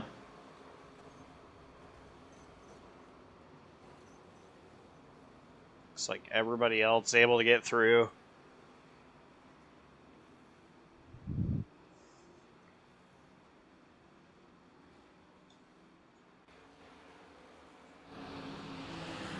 So I might have jinxed that a little bit. I did say we would have to wait till the next caution to interview a driver under caution. I did not anticipate that the next caution would be literally 30 seconds later. Well, who are you thinking? Who do you want to bring in? I think, well, we've seen him up and down and all over the place tonight, and still probably fixing some damage, but why don't we talk to that driver who's been kind of in the middle of all of it tonight, Mr. David Duke.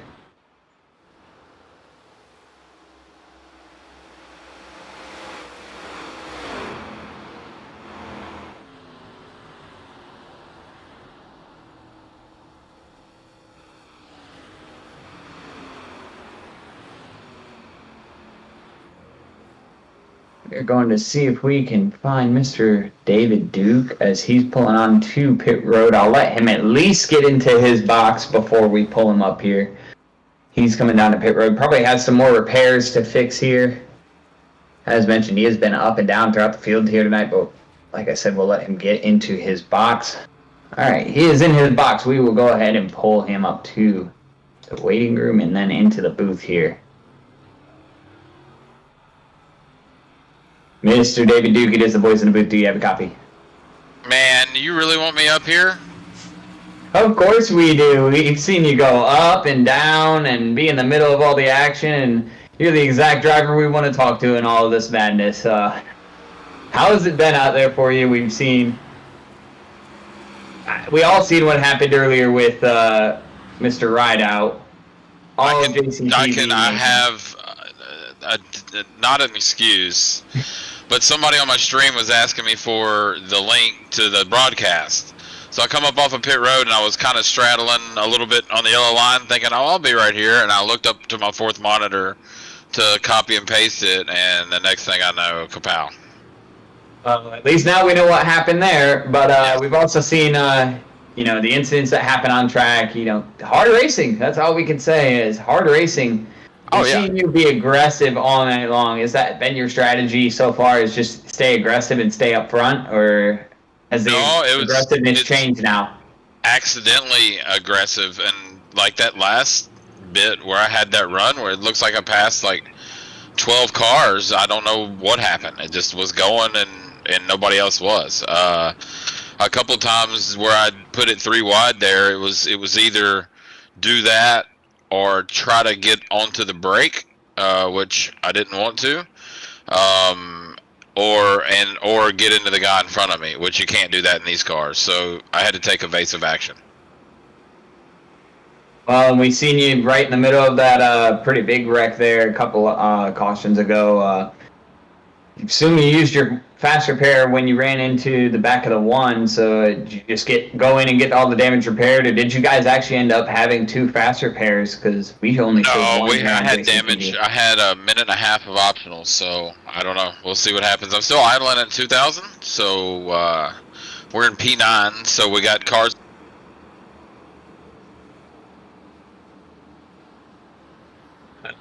Your mic broke up there, but car looks straight.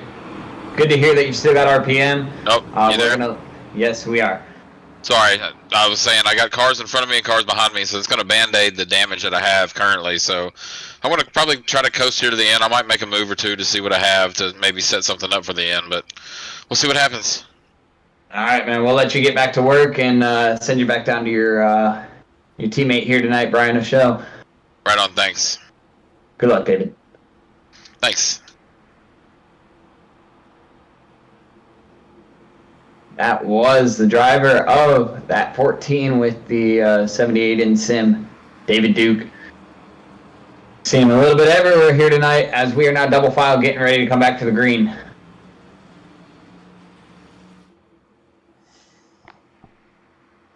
Lineup is going to be Andrew Mraz. Looks like he's going to take the outside here with Jim Thorndike on that inside line. And we've got Michael Warch, Drift Godulich, Justin Rideout, Dean Gagliano, Aaron Smith, Scott Wise, David Duke, and James Morris round out your top 10. Pace car pulls off. We are getting ready to come back to the green. Field is in the hands of Andrew Mraz. Green flag is out, and we are racing again here at Daytona. Firecracker 300. Lap 78 of 120. That inside line. Thorndike, pretty good restart. Outside line. Mraz, they're struggling. Thorndike actually goes to the outside.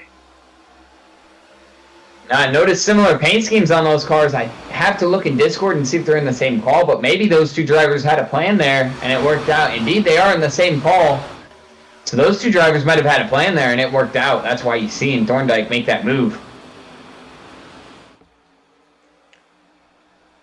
Those 2 drivers out of the right, Motorsports Camp, working that outside line.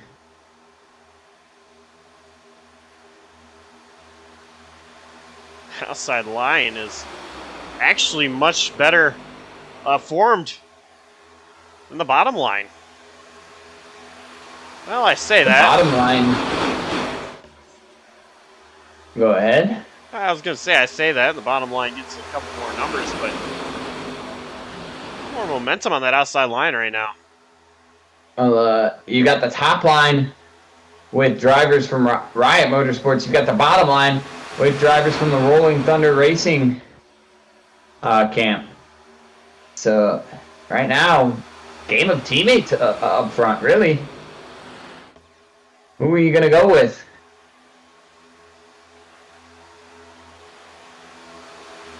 Tight racing going on right now as these drivers cross the line. 41 laps to go here. We are almost 2/3 of the way complete. Larch, with help from Rideout, just edging out Thorndike through the corner. And where'd Rideout come from? I mentioned this under the caution that one car looked straight, and it looks like he might have took his fast repair after that last accident that he was involved in. So now the one car track position with his teammate in front of him, pushing, trying to get to the front. And don't look now, there's David Duke in that outside line again. Yeah, David Duke. Now, fifth car outside line. David Duke, currently P9.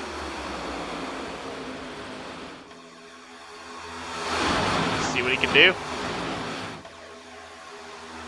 He mentioned under that caution when we just talked to him that kind of using the Band-Aid effect with having cars in front and behind him, doesn't know what his car will do by itself. But Josh, I don't know about you, I'm looking at that car. That car looks pretty straight, and if he's still got RPM, I'm assuming that car could hold its own right now. Yeah, I think his car is all right. A lot of times you see instances where drivers wouldn't be able to lead a line.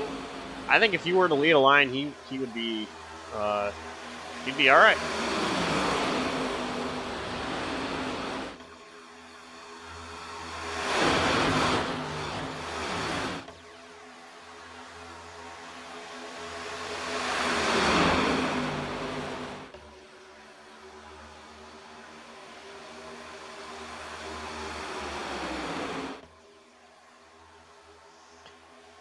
As we cross the line this time, we are within 40 laps to go. So we talked about it earlier. We talked about it at the beginning of this show here, Josh. When does the pay window open for some of these guys? See, some of these guys have the pay window open now at 40 laps to go. We talked about, Clint Boyer and Dale Jr. kind of agreeing that 30 to go is when the pay window opens, when you make your move. Do we see guys making the move to try to take control of this race? I think a lot of these guys, the way it seems like restrictor plate racing has become now, is waiting until the last minute to make your move. I think a lot of guys would rather play offense than defense. But, I'm not really experienced with these Gen 4 Cup cars. I don't know how well they draft. I mentioned earlier in this race that we did a race on Tuesday night. The Slide Job Racing League. It was a preseason race, Clash, actually, that you were a part of. And I mentioned in that race with the Gen 7 cars, I heard so many times where you do not want to be leading a restrictor plate type race here, Daytona, Talladega, on the last lap, turn 4, because you will be passed. Now, in Zach Probst's case, who ended up winning the race, he was leading off turn 4, but there were no drivers behind him as everybody was wrecking. Again, I'm not really sure how these Gen 4 Cup cars draft. I think I may have done one race with these cars since iRacing brought them out. I think it was at Homestead. So not even a track that I could get, any information out for what it's like here. But I still think that offense in iRacing is the best key into trying to win these races. I'm looking out at our JCTV chat that we've got here tonight. Got somebody rooting on CVP, that 10 car. He was just a lap down not too long ago. He's up here just outside the top 10. About the 6th car in line. He's trying to make a run for it. Chris Vander Plaats making that run for it. As we get ready to get within 30 to go here in the next coming laps.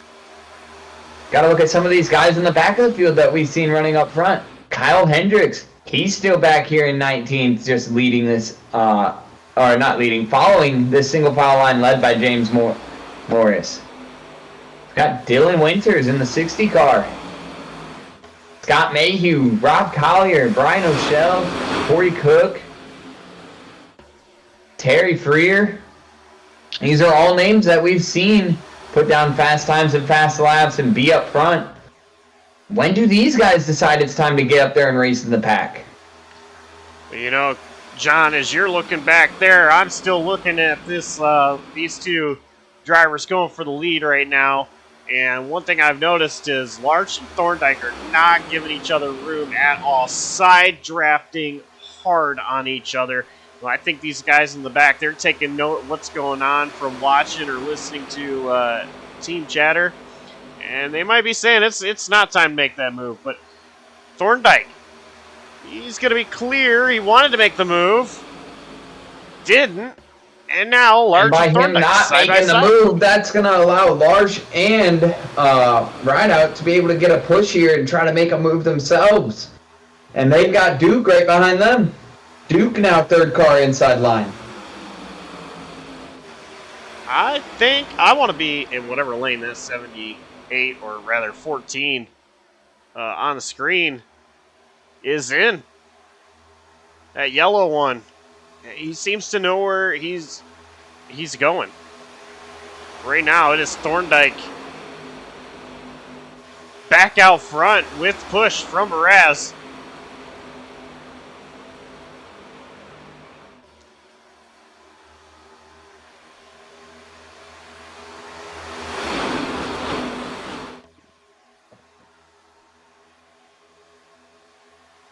These guys are giving each other a little bit more room now.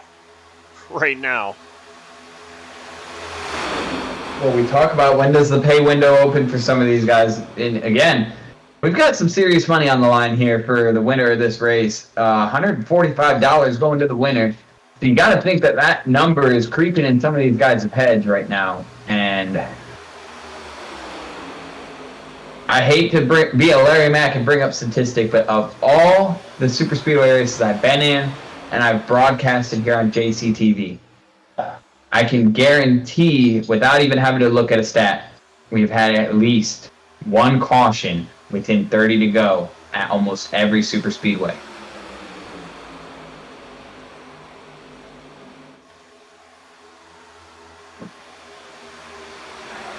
So, I don't think the wrecks are done as Duke makes a big move to pull up to the outside line. Now 4th car inside, or 4th car outside, going from the 3rd car inside to the 4th car outside, but he makes a big move there to get to that outside line.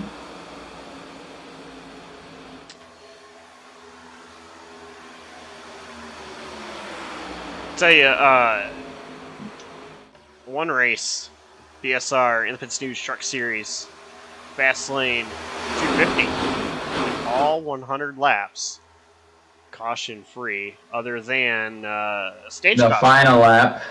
Well, yeah, the final lap, but still was green. Don't ask where I finished in that one, though. I gotta say, I gotta wonder who could possibly be a Michael Kruger here tonight and just get lucky to get through a wreck on the finish line. David Duke forcing it 3 wide on outside. He had a little bit of help for a moment. Oh, and he's in the wall. Oh, he's back in the wall. Oh, man. Oh, they're going to wreck. There's the wreck. Still wrecking. Big pile up behind. A lot of drivers taking evasive action.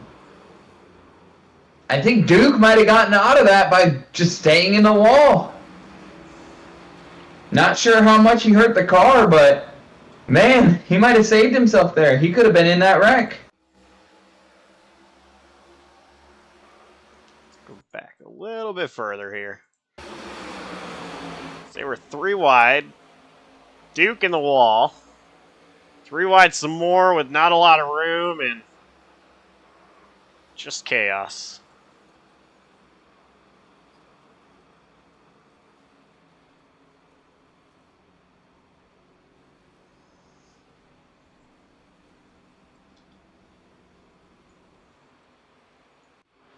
Looks like the 45 comes down trying to follow his teammate, but the 14 has already filled that hole.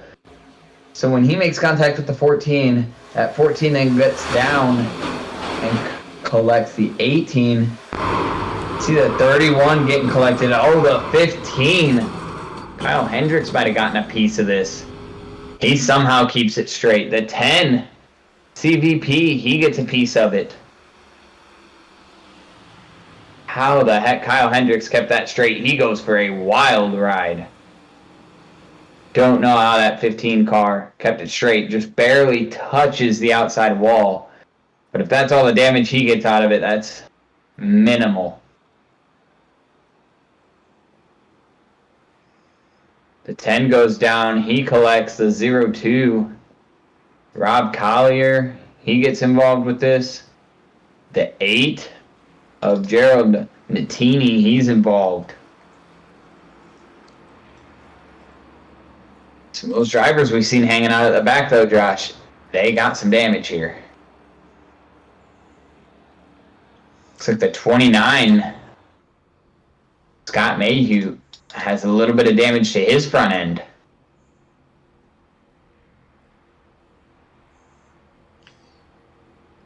These kind The of drivers wrapped up in that incident. These kind of races, you know, you hear drivers, even real life drivers, talk about you're not safe anywhere. You know, and again, drivers like to be up front, drivers like to be in the back. You know, if you're up front, you want to avoid the wrecks in the back. If you're in the back, you want to avoid the wrecks up front. There's really no, I mean, safe place in these kind of races at all. And, you know, drivers that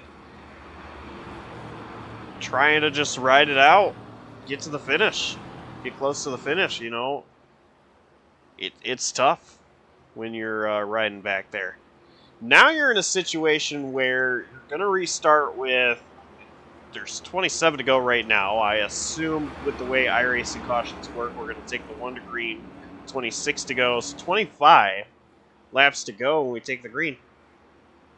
It's not a lot of time, John. 25 laps. And if these guys stay double file like they were early on in this race, you really can't make the moves. You got to go as soon as you can. You need to get up front, and that could cause enough to cause more wrecks. Yeah, exactly, Josh. And important little news update here. Our driver that we just talked to under the last caution, he asked us, do you really want to talk to me? Yes, we did want to talk to you, Mr. David Duke, and we're sad to see you go here tonight.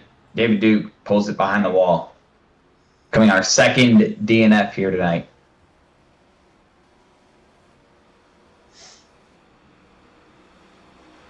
David Duke, you know, I have not talked to him since probably 2020, maybe 2021. It's been a couple years, but good to see him out here running and chatting with him a couple of times.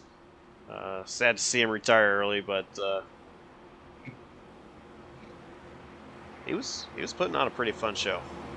He put on an absolute great show. As we are double file right now, it looks like our top 10 is going to be Michael Larch, Justin Rideout, Sam Maxwell, Jordan Berry, Matthew Robinson, Joe Wells, James Morris, Aaron Smith, Jim Thorndike, and look who is creeping back up here. That 61 of Corey Cook, now in 10th spot.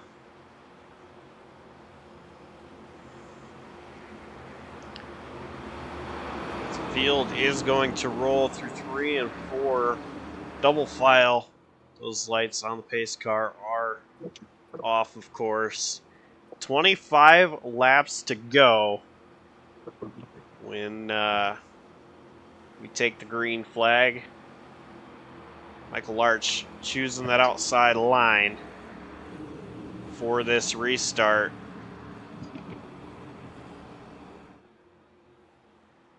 We'll see here. Pace car pulling into pit road. Into the restart zone. Green flag back in the air.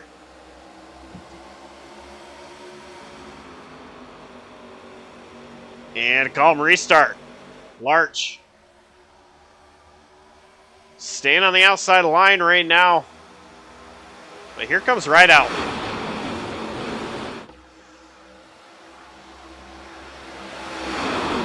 And Rideout getting a good push from Sam Maxwell. He's also got the 34. Matthew Robinson is inside. We are 3 wide already, though. Corey Cook said it's go time. He's giving Aaron Smith a push. Here we go. Corey Cook did not wait too long. It's time to go. I don't think that outside line's going to have the momentum it needs. That middle line, even, not a lot of cars. But here comes the cavalry. You've got cars running this outside line from the back that are catching up to this group. They're going to have to make a decision. Top of 3, middle of 3. You got to pick a line and you got to go somewhere.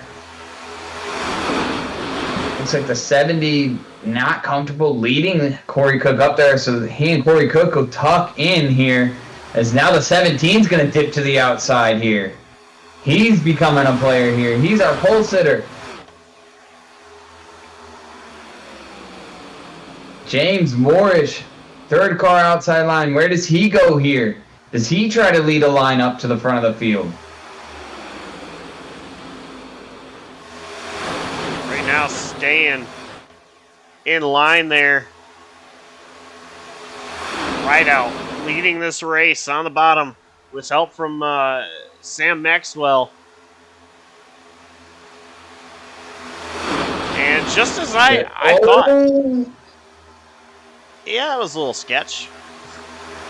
But just as I thought, this race going back to double file, several rows deep.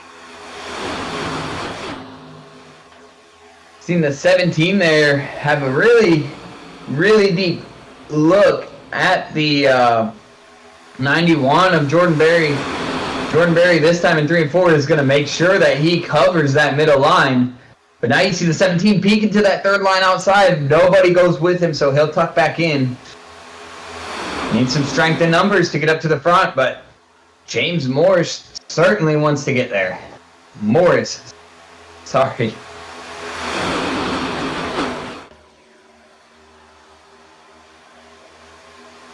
That outside line is trying to side draft that bottom line as much as possible. Pull down and not leave a lot of room. Larch, he's doing a great job leading that outside line. Larch's pretty much been doing a great job leading lines tonight all together.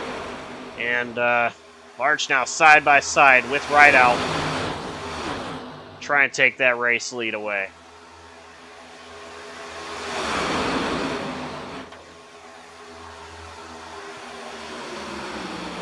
Yeah, right now still 2 by 2 throughout the field. Look at the 70. Taking a look. Corey Cook actually going to make the move to the inside of the 70. They're going to be 3 wide. The 70 out there all by himself.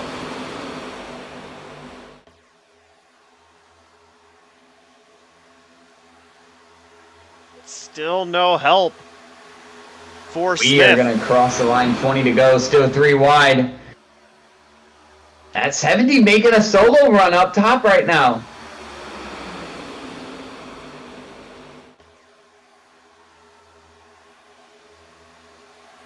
I'm impressed. 20 laps to go here. The intensity's picking up. We might get some 3 wide for the lead here as Corey Cook's now going to jump out and try to help this 70 of Aaron Smith. He's got help from the 46 of Terry Freer. Terry Freer falling back a little bit here. But now it's Cook, Smith in that outside lane. And then you've got Larch and Barry in the middle. Right out. And Maxwell on the bottom, 3 wide. Everybody trying to go for the lead here late.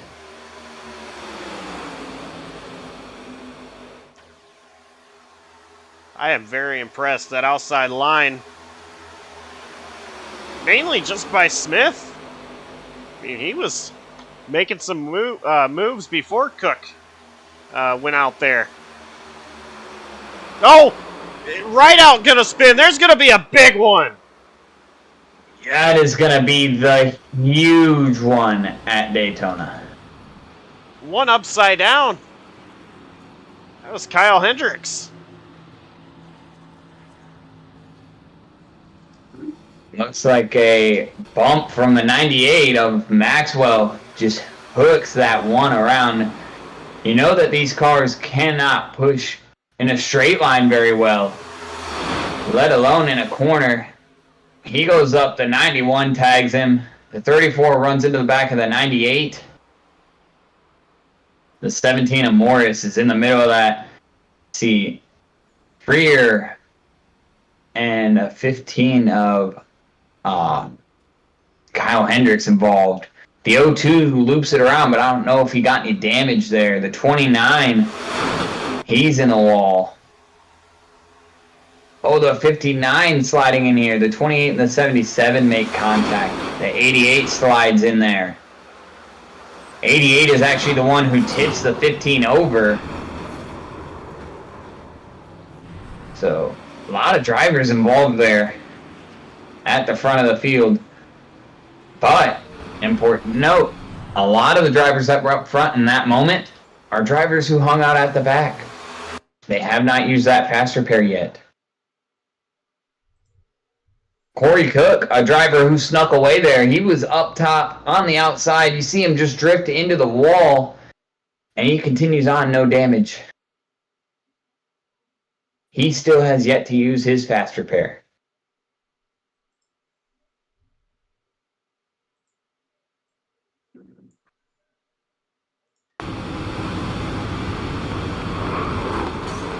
Cook gonna fake out going to pit road. As you see the mess of other drivers that are going to come. Joe Wells, he stays out. So top 4 right now is going to be Larch, Smith, Cook, Wells. And then the 2 of O'Shell, he stayed out there.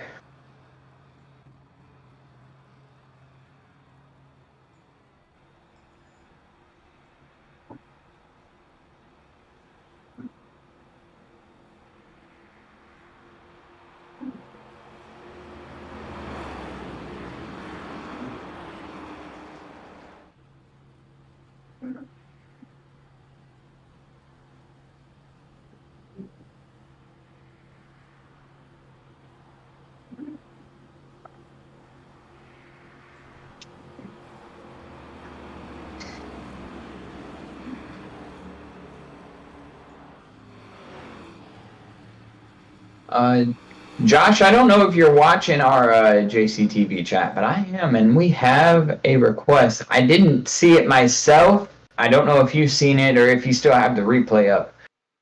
Someone is asking how was the 60 damaged in that? Can we look a bit further back on the in that replay?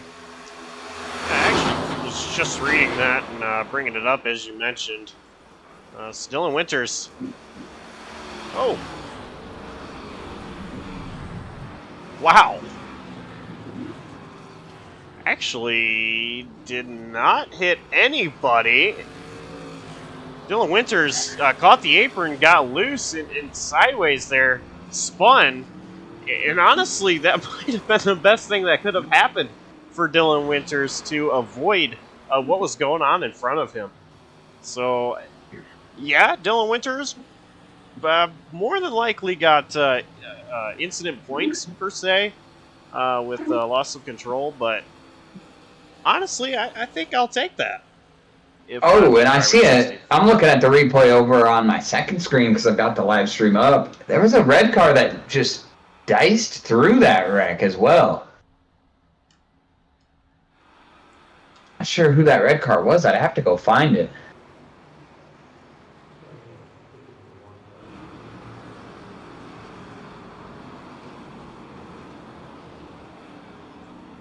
So Dylan Winters currently P14. 16 laps to go, 15. We take the green. Dylan Winters. Got him. Still with a shot. Still with a shot, and you got to imagine the only reason he came down pit road right there is because of the slide. He used his tires, and he needed a fresh set. Oh yeah, definitely. Might as well. I mean, unlimited tire sets.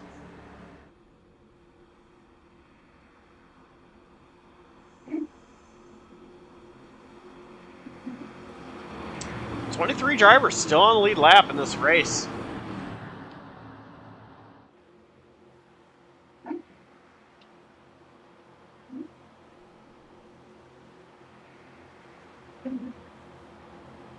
All right, JCTV Nation, you're here. I see you out there in chat. We've got going to be 15 to go here on the restart. Again, I ask, who brings this race home here with 15 to go? Who's winning this $145? Who is going to be your Firecracker 300 champion here tonight?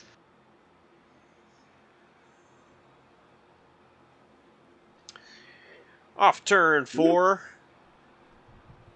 Pace car is going to make that hard left turn down pit road. Field in the hands of Michael Larch. And inside the restart zone, green flag back in the air. Big jump for Larch. But Corey Cook going to move to the outside line behind...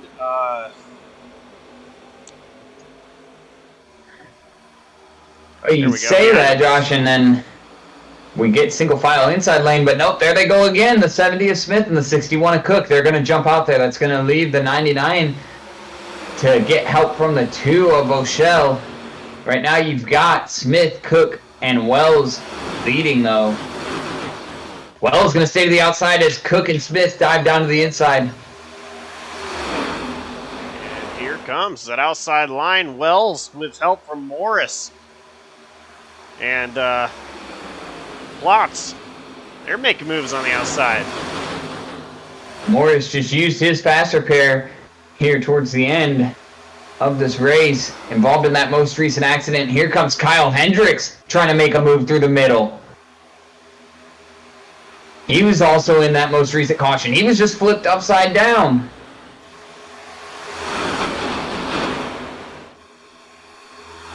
This is why you save your fast repair as long as possible, even if you get some damage early on. We've got 3 wide coming through the middle. Hendricks is making a run here. See if anybody comes up to block it. Oh, some contact up front. Wells almost gets turned in front of the field. Hendricks making noise through the middle. Morris trying to figure out which one he should block. Does he block Plotz or does he block Hendricks? Morris in that middle line. Going to take the race lead for the moment. They are 3 wide, now 2 wide for the race lead. 3 wide for third. Should just say now 3 wide through the pack. The lead pack relatively 3 by 3. The 10 of Plotz making a run up top. We are 3 wide for the lead going into 3. 3 wide, 3 rows deep.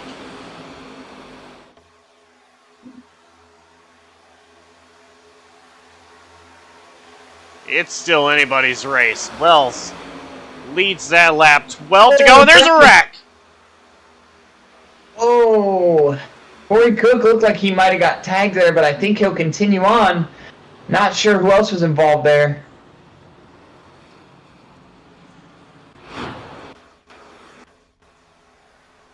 Looked like Oh, the 46 drifts up to the 02. Collects the 29, the 28. And the 99 might have skated through that one. Yes, he did. Barely missing that one is the 99 of Michael Larch. Ooh. I don't know who that was. Your pick to win the one of Rideout almost gets involved in that one.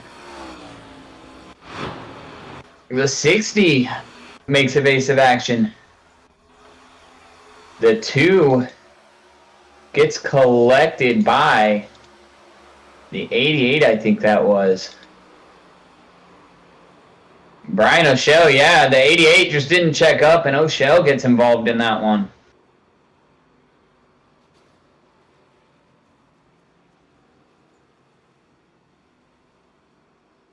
Anthony Hanley getting into Freer there at the end of the wreck.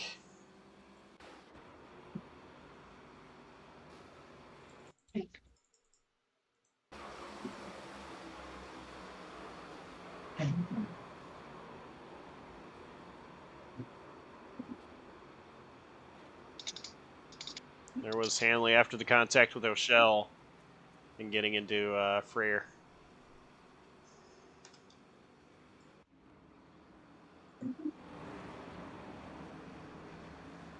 So now, we just talked about 15 to go. We're getting a restart within 10 to go here, Josh.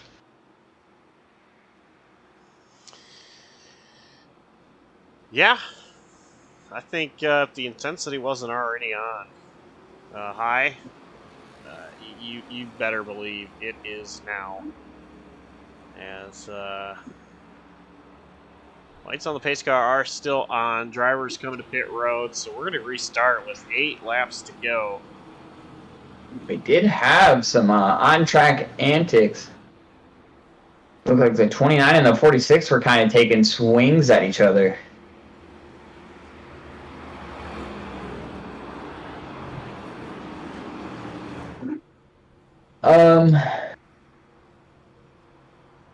Josh, I'll let you handle that if you see the chat that we've got going on over in JCTV chat. I've already interviewed a driver under caution.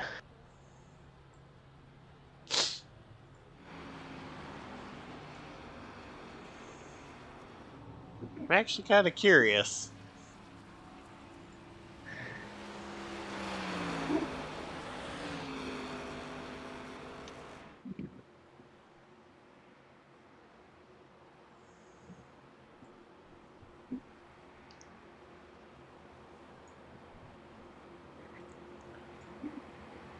Hey, Dylan Winters, it's Boys in the Booth. Got a copy? Yes, I do. All right, hey, I got a question for you. How many zip ties did you need for the fast repair? I haven't used my fast repair yet. I have no damage. That's pretty good. Yeah, someone in chat asked to ask about that, but how's this race going so far? Pretty good. I've been riding around in the back trying to keep the car pretty safe. It's time to march to the front now, but it's getting a little sketchy, so we're just trying to survive for the finish. All right, looks like it's going to be 8 to go. When you guys take the green, what do you think it's going to take to get that car out front and win the race? Well, I gotta hope I'm working with the right car at the right moment. That's about it. But I'm going to try and work with one of my Nexus boys and then push one of them to the win. Alrighty, we'll let you get back to it as you guys are going double file. Thank you.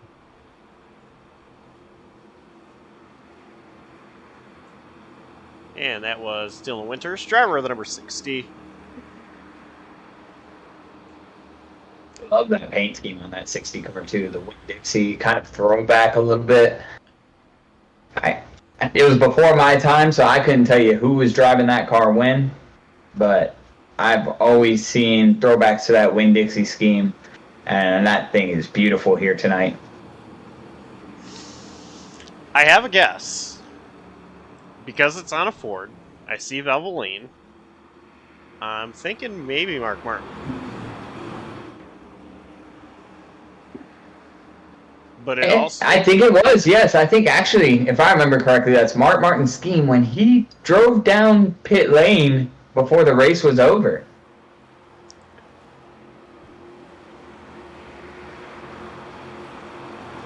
But field double file coming through turns 3 and 4.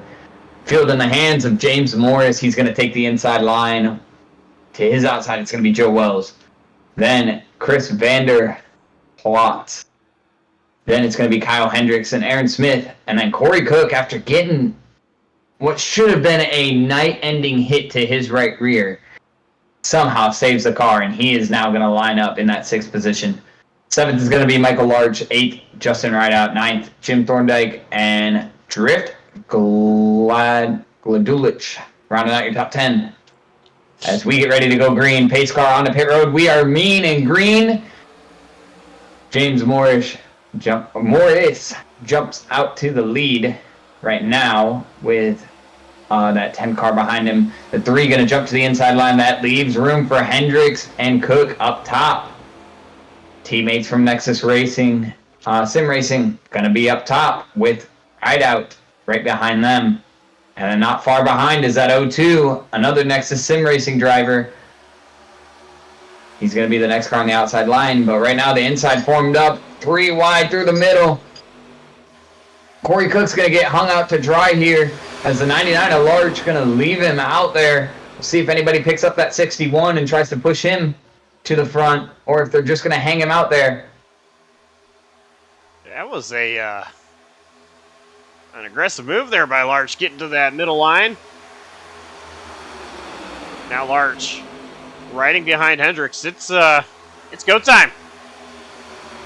Larch, he says it's go time. He knows he needs to make a move. Corey Cook is going to tuck back in line here. Oh, and they're going to wreck in front of him. That's the 02. Rob Collier and Jim Thorndike. No caution. Only a 2-car incident. Keep the eyes up front right now since there was no caution. If we have a caution before the end of the race, we'll go back and look at that. If not, we'll look at it after the race. Right now, it's a battle between Morris, Hendricks. Plots pushing Morris, Larch pushing Hendricks.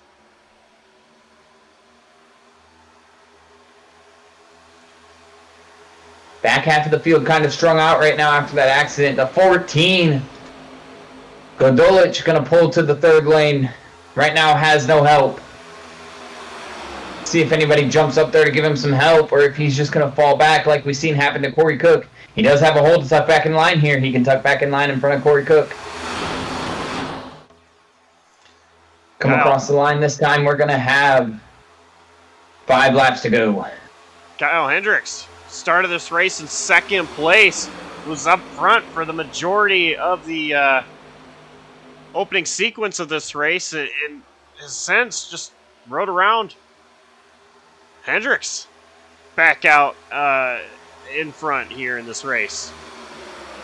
Another driver that's kind of been up and down the field tonight, that 10 car of Christopher Vander Plot.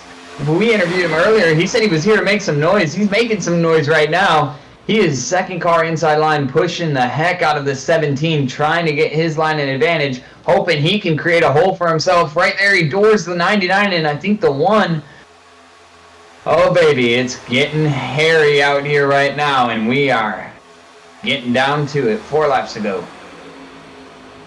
Indeed, 4 laps to go is the distance remaining in this race, and it is Morris, Hendricks, those 2 drivers leading the front row.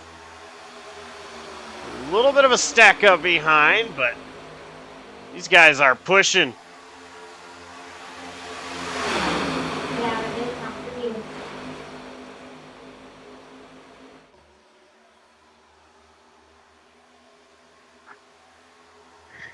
These leaders are actually coming up on some lap traffic. I believe it might be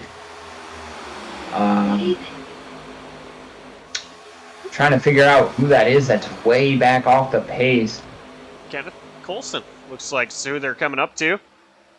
Yes, Kenneth Colson currently 3 laps down. The field catching him. Does he play a factor here before the end? No, he doesn't. He pulls it all the way down to the apron. He's going to let the field go. They're going to race for this one. All race long, Colson has done a great job getting out of the way for these guys. It's unfortunate when you're in a position like he is in, but great job out of that driver. I'm taking a look at 4th car inside the line. That Winn-Dixie car is finding his way through this field. Side by side with Corey Cook right now, but he's 4th car in line. Just talked to him and said all he needs to do is find the right car to follow him to the front. Here we go with just 2 laps to go. Will we see the white? Will we see a caution? We're going to get ready to find out. They're coming down to 3 and 4. Hendricks leading the way. Kyle Hendricks, I think, is in the best position here if he can keep getting the pushes from Larch. They're coming off turn 4. The white flag is waving. Corey Cook making a move back there. He tucks back into line. White flag is out one more time around here in the Firecracker 300. Just a reminder to everyone watching at home, top 3 positions pay out here. Leader, 145. We're going to see here who gets back to this checkered flag. We do have the white. The race is official. They're door banging. Larch going to go to the outside here with help. Oh, they're wrecking behind. They're wrecking behind. We're going to keep the camera on the race up front. Right now, Larch leading. Rideout stuck all by himself in the outside lane. They're 3 wide. They're wrecking off the corner.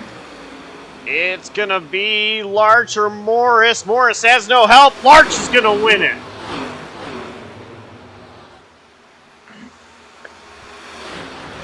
Your finishing order, top 3 payout spots are going to be Michael Larch, Christopher Vander Plots, and James Morris brings it home 3rd. Your pick to win, Justin Rideout almost gets the win there, coming up just short in P4. But your Firecracker 300 champion here tonight is going to be the 99 of Michael Larch.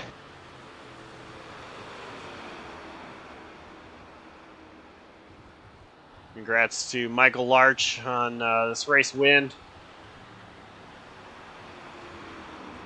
While he gets ready to burn it down, we got to go back and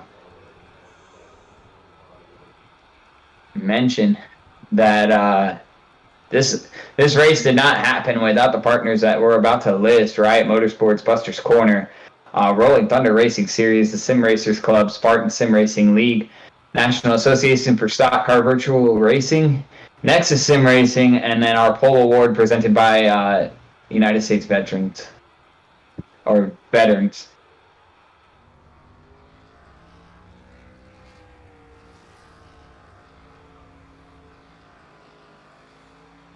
And as the 99 burns it down, run you down your finishing order here. So we mentioned the top 3, Michael Larch, Christopher Vander Plots, and James Morris getting the top 3 here tonight for the payout spots. 4th is going to go to Justin Rideout. 5th, Andrew Moore. 6th is going to go to Joe Wells. 7th, Matthew Robinson. 8th is going to be Kyle Hendricks after having such a good run this race. Just a little bit short there on the last lap. 9th going to go to Brian O'Shell. 10th is going to be Gerald Natini. Finishing in the 11th position is going to be Jordan Berry. Dean Gagliano finishes in 12th. Aaron Smith finishes 13th. Drift Bladulich, 14th. Corey Cook finishing in 15th. Scott Wise, 16th. Dylan Winters takes home 17th. Anthony Hanley in 18th. Jim Thorndike, 19th. And Rob Collier in 20th. Rounding out your field here tonight in 21st position. First car one lap down is going to be Scott Mayhew Jr. Kenneth Colson, who we mentioned, did a great job staying out of the way here tonight. They're going to finish 22nd. 23rd, Terry Freer. 24th, Andrew Mraz. 25th goes to Sam Maxwell. 26th goes to David Duke after a pretty good run for that driver here tonight. 27th going to be Joshua Salsi, and rounding out our field here tonight is Joshua Salsi. But Josh, we've got our top three, and I believe you have caught up with our third place finisher, James Morris.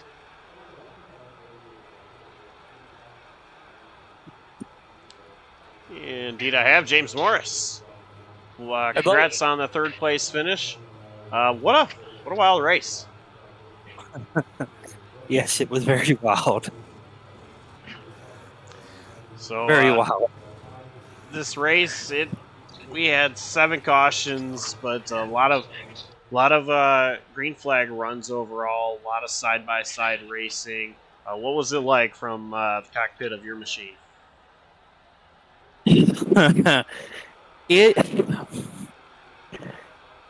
First and foremost, I've got to thank the boys back, at the team, Fatal, NRS, Racing League.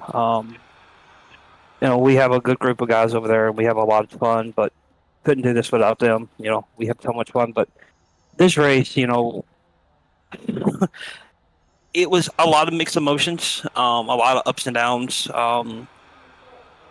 When we first started the race, we were out front, and we lost 45, and it kind of jumbled up the inside, and I lost track position and couldn't get back in, so we just started planning from there, and it went from defending to being in the catbird seat the whole rest of the race.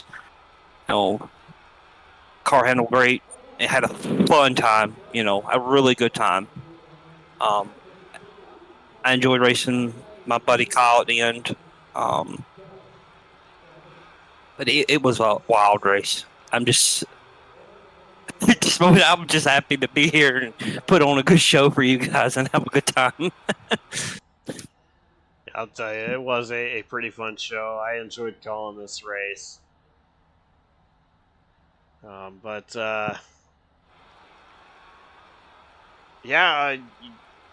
Get in podium position, payout for you as well, that third place finish. Take home a little bit of money as well. But who do you have to thank? Who gets it done for you? It has to be my team, Fatal, and my awesome guys at the setup shop at EPI that helped me put good cars together. And got to give a shout out to the guy that helped me, with this, Johnny Taylor. Really good guy, really good group of guys over there. They have taken me from a mediocre driver and just showed me how to get it done.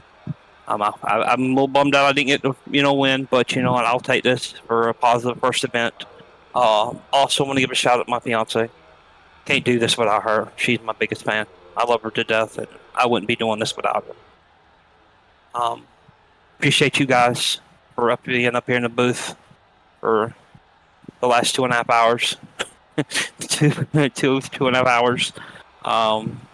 Thanks to Ms. Lauren and everybody that put this event on. And I can't thank enough for everybody. Alrighty, well, congrats on the third place finish, and it's fun watching you out there. Appreciate it. Thank you, guys. That was your third place finisher, James Morris. And I have caught up with our second place finisher, Mr. Chris Vanderplot. Appreciate it. Thank you, guys. Mr. CVP himself bringing it home second here tonight. What a race, first of all. But you brought it home second. You are now $85 richer. Go ahead, walk us through that finish there. Ooh, I'll take it, boys. But man, at the beginning of the race, I promised y'all a show, didn't I? It's man, coming to that last green flag. I'm sitting on 16x, and I knew just one wrong bump would not end my race well.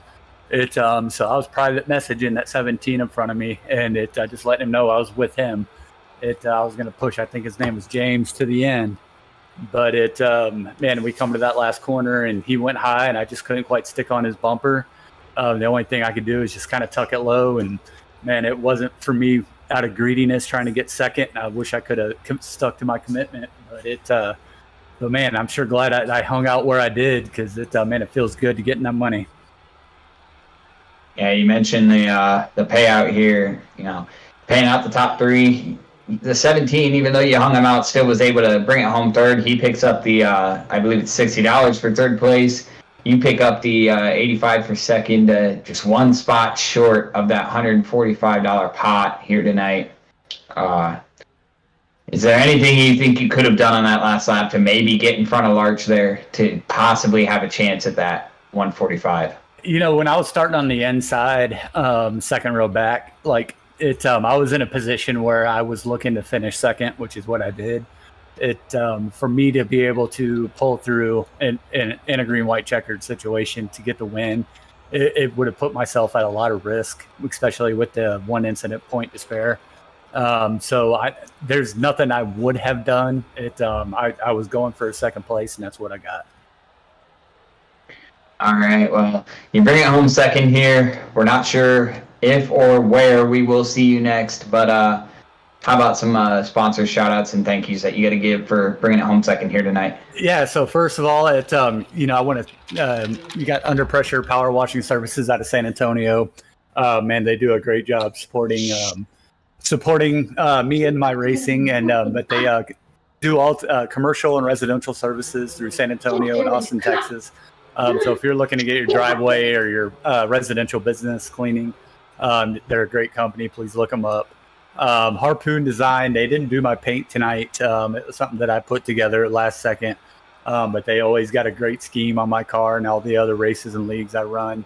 And then also I want to thank REA Motorsports, as well as Justin Sorrell. He was supposed to run this race with me tonight, but he had some conflicts come up. But without them, obviously I want to learn what I've learned to be able to make the moves I made tonight. So outside of that, I also want to thank Scott Weiss for putting this annual event on. Man, it's always a great time. And then thank y'all for putting on the broadcast. All right, well, that is your second place finisher here tonight. Chris Vander, and correct me if I'm wrong, Plotz? Vander Platz. You say it with that style. All right. Well, we're going to let you go celebrate that second place finish. Nice job here tonight, Chris. All right. Hey, Autumn, Eric, Mom, thank y'all all for watching. That was your second place finisher. And Josh, I don't see him in the waiting room, but I'm sure you can find him. I think you caught up with our winner here tonight, Michael Larch. Yes, I do have it. Maybe.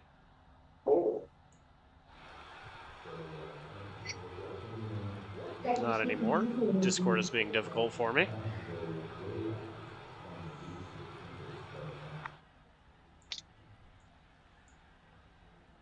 All right, race winner, Michael Larch. Yes, sir. What a race. Yeah, intense there then. You run pretty well all race long, and was able to bring it home in first place. So walk us through how you got it done. Just early on, just trying to obviously take care of your stuff, stay out of the big ones. Pretty clean race overall until the end there. Had a couple cautions. Amazingly, I made it through the whole race without using my one fast repair. So that's pretty neat. But no, we had a team of 5 in here. So I could have got this done without my guys' help.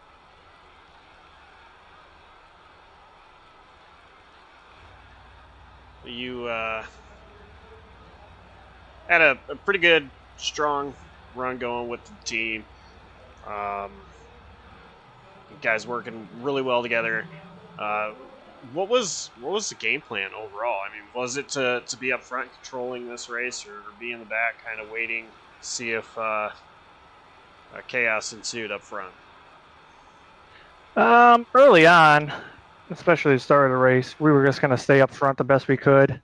If we could just hold our spots, we were fine with that. We didn't want to push too hard, get into anything crazy. We didn't want to drop all the way to the back, because if there is a wreck and a caution doesn't come out, you lose the draft. So we were just mindful, trying to stay in the middle of the pack up towards the front. But if it got dicey and they started going at it pretty hard, we backed out a little bit. So yeah, we didn't really have a number one game plan. It was just kind of see what everyone else was doing and then just kind of adapt to that. And a couple of our guys got wrecked out, used up their fast repairs, got wrecked out, but that's part of the game when you come to these restrictor plates. So $145 richer. Any idea what you're going to spend it on? I'm actually probably going to use that to pay for my league entry fee of Rolling Thunder Racing Series that starts up in the fall. We race on Sunday nights. From here until then, we pretty much have a recruitment race every Sunday. So check it out. It's RollingThunderRacingSeries.com. It's going to be in the Gen 4 cars. We're doing a lot of old school racetracks, legacy versions. So it's going to be a blast. You guys, everyone come check it out. Get signed in there. It's going to be a good time. All right. Well, before I let you go and celebrate your win, sponsors or shout-outs, who gets it done for you? I guess, like I said, the series that's coming up here in the fall, Rolling Thunder Racing Series. The guys that ran with me tonight, Justin Rideout, Matthew Robinson, Joshua Susi, Dean Gagliano, sorry. And then I guess all you guys that put this on. This is my first time racing with all these guys, so I'm not too familiar with all the names and whatnot, but I appreciate everything that these guys put on, and you guys doing the broadcast and the admin did a really good job throughout the race, control and everything. So it was one of the better ones I've done so far. Alrighty, well, congrats on the race win, and go celebrate. Thanks, guys. That was your race winner, Michael Arch.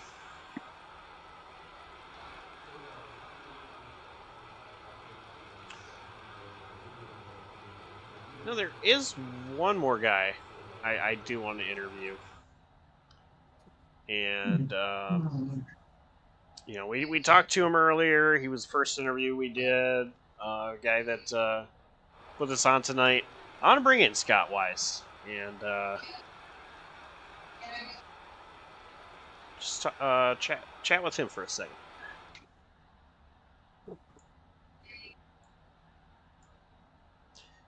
Hey, Scott, it's us again. You got a copy? I do. Hey, just first of all, just want to say we enjoyed it from the booth. But the race you guys put on, what was your thoughts from this race? All things considered, I thought it was probably the best iteration that we've put on in the 4 years that we've now done this. Only one caution the first half of the race, maybe two cautions, something like that, which is better than we've seen and kind of better than we expected, considering how many different leagues were in this thing with guys that haven't raced each other before. Some good action at the end. It was some good hard racing, and it was a lot of fun. Well, you ended up finishing in 16th place. How'd your race go for you? Well, the car that me and my team built was awesome. Drafted well. Just ran into a little bit of bad luck in a couple of spots. Managed to get my car all the way fixed for that last run. And that last lap had a great run coming up the middle and just wound up getting caught up in something else. But it is what it is. It's super speedway racing, and have to go after them again this November for the Black Friday race, and come at them again next Independence Day weekend. All right. Well, who gets it done? Who do you have to give a shout out to? Gotta give a shout out to my wife for supporting me and supporting our league. All the league owners, for everybody that participated in this. This event wouldn't be possible without everybody jumping in and helping out. I would say our sponsors, but our list is kind of short right now. But we'll work on that as seasons go. I got to thank you guys for coming in on short notice and putting up the broadcast. You guys did awesome, and might have to see about bringing you guys on for more of these special races. Well, we definitely appreciate that. So thank you for putting this on, hosting this race, and maybe we will see you for another one. Yeah, look forward to it, man. Have a good evening. You as well. Thank you. And that was Scott Wise, the guy that helped put this race on. So, John, I mean, what are your final takeaways from this race? I think we've seen a master class of a race put on here at Daytona. I mean, we had the wrecks, but really the patience some of these drivers showed, and it's something I definitely, as a broadcaster, envy that I'm not out there participating in. But at the same time, I mean, I don't think I could have kept up with some of these guys, being that it's an open setup, and the racecraft and the maturity that some of these guys showed was just impressive. Michael Larch running really a quiet race, being the pusher most of this race, not really the leader per se, up until the very end when he finally showed that he could lead a line, and he did exactly that. He led a line and brings it home P1, $145 richer. James Morris coming up just short there. I really feel like had the car to beat, put it on the pole, up there in the top 3 at the end, just not able to get it done. But a little bit of heartbreak too. Corey Cook, do no fault of his own, just in the wrong spot at the wrong time on that final lap, building a run in what I think was going to be a line that could have won this race. The third line just forming up, and the wreck happens right in front of all of them. So, a story of what could have been for Corey Cook and a couple of those other guys that were starting to build up a run to form a third line, and a story of what did happen with Michael Larch and bringing home that first place in that $145 pot. And I'm excited to hear that Scott would like us back for these events. Of course, I think I speak for all of us over here at JCTV that if we're available and we're able to, we would love to come back and do more of these events. They put on a great show, and I'd love to see what other great events they can put on. Yeah, I couldn't agree with you more there, John. This was a fun race to watch, fun race to call. These guys did a great job. Yeah, we had 7 cautions, but I mean, for the most part, it was a lot of clean racing. These guys side by side, several rows deep. It really wasn't a drain at all. Not single file for any point in this race up front. So these guys, incredible job, especially for a bunch of guys that don't know each other to come together and to race in this event. But I think that's going to do it from us here at Daytona. But tomorrow night, you can catch actually. Right here on JCTV, myself and Jonathan Canfield racing in a race. The Blazers Sim Racing in the Pits News Truck Series visits USA International. You want to see chaos? I think tomorrow is going to be chaos. That a bunch of trucks on a short track. So John and I racing in that one. Dawson Allen and Adam Kuhn going to be in the booth for that one. These guys always do an incredible job. And then we don't have another event until the following Saturday.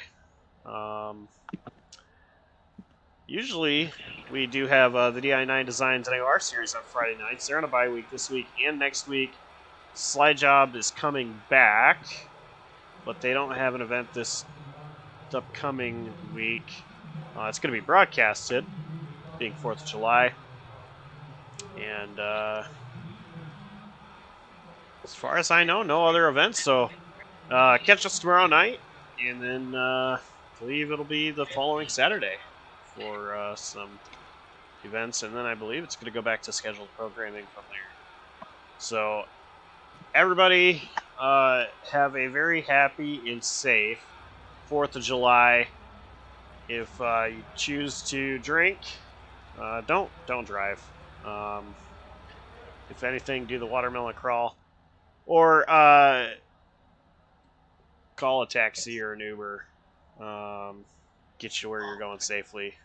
So be safe, have fun, have a great 4th of July. And on behalf of everybody here at JCTV, guys out on the track, Jonathan Canfield, I'm Josh Covernell saying so long, stay safe, and we'll see you next time.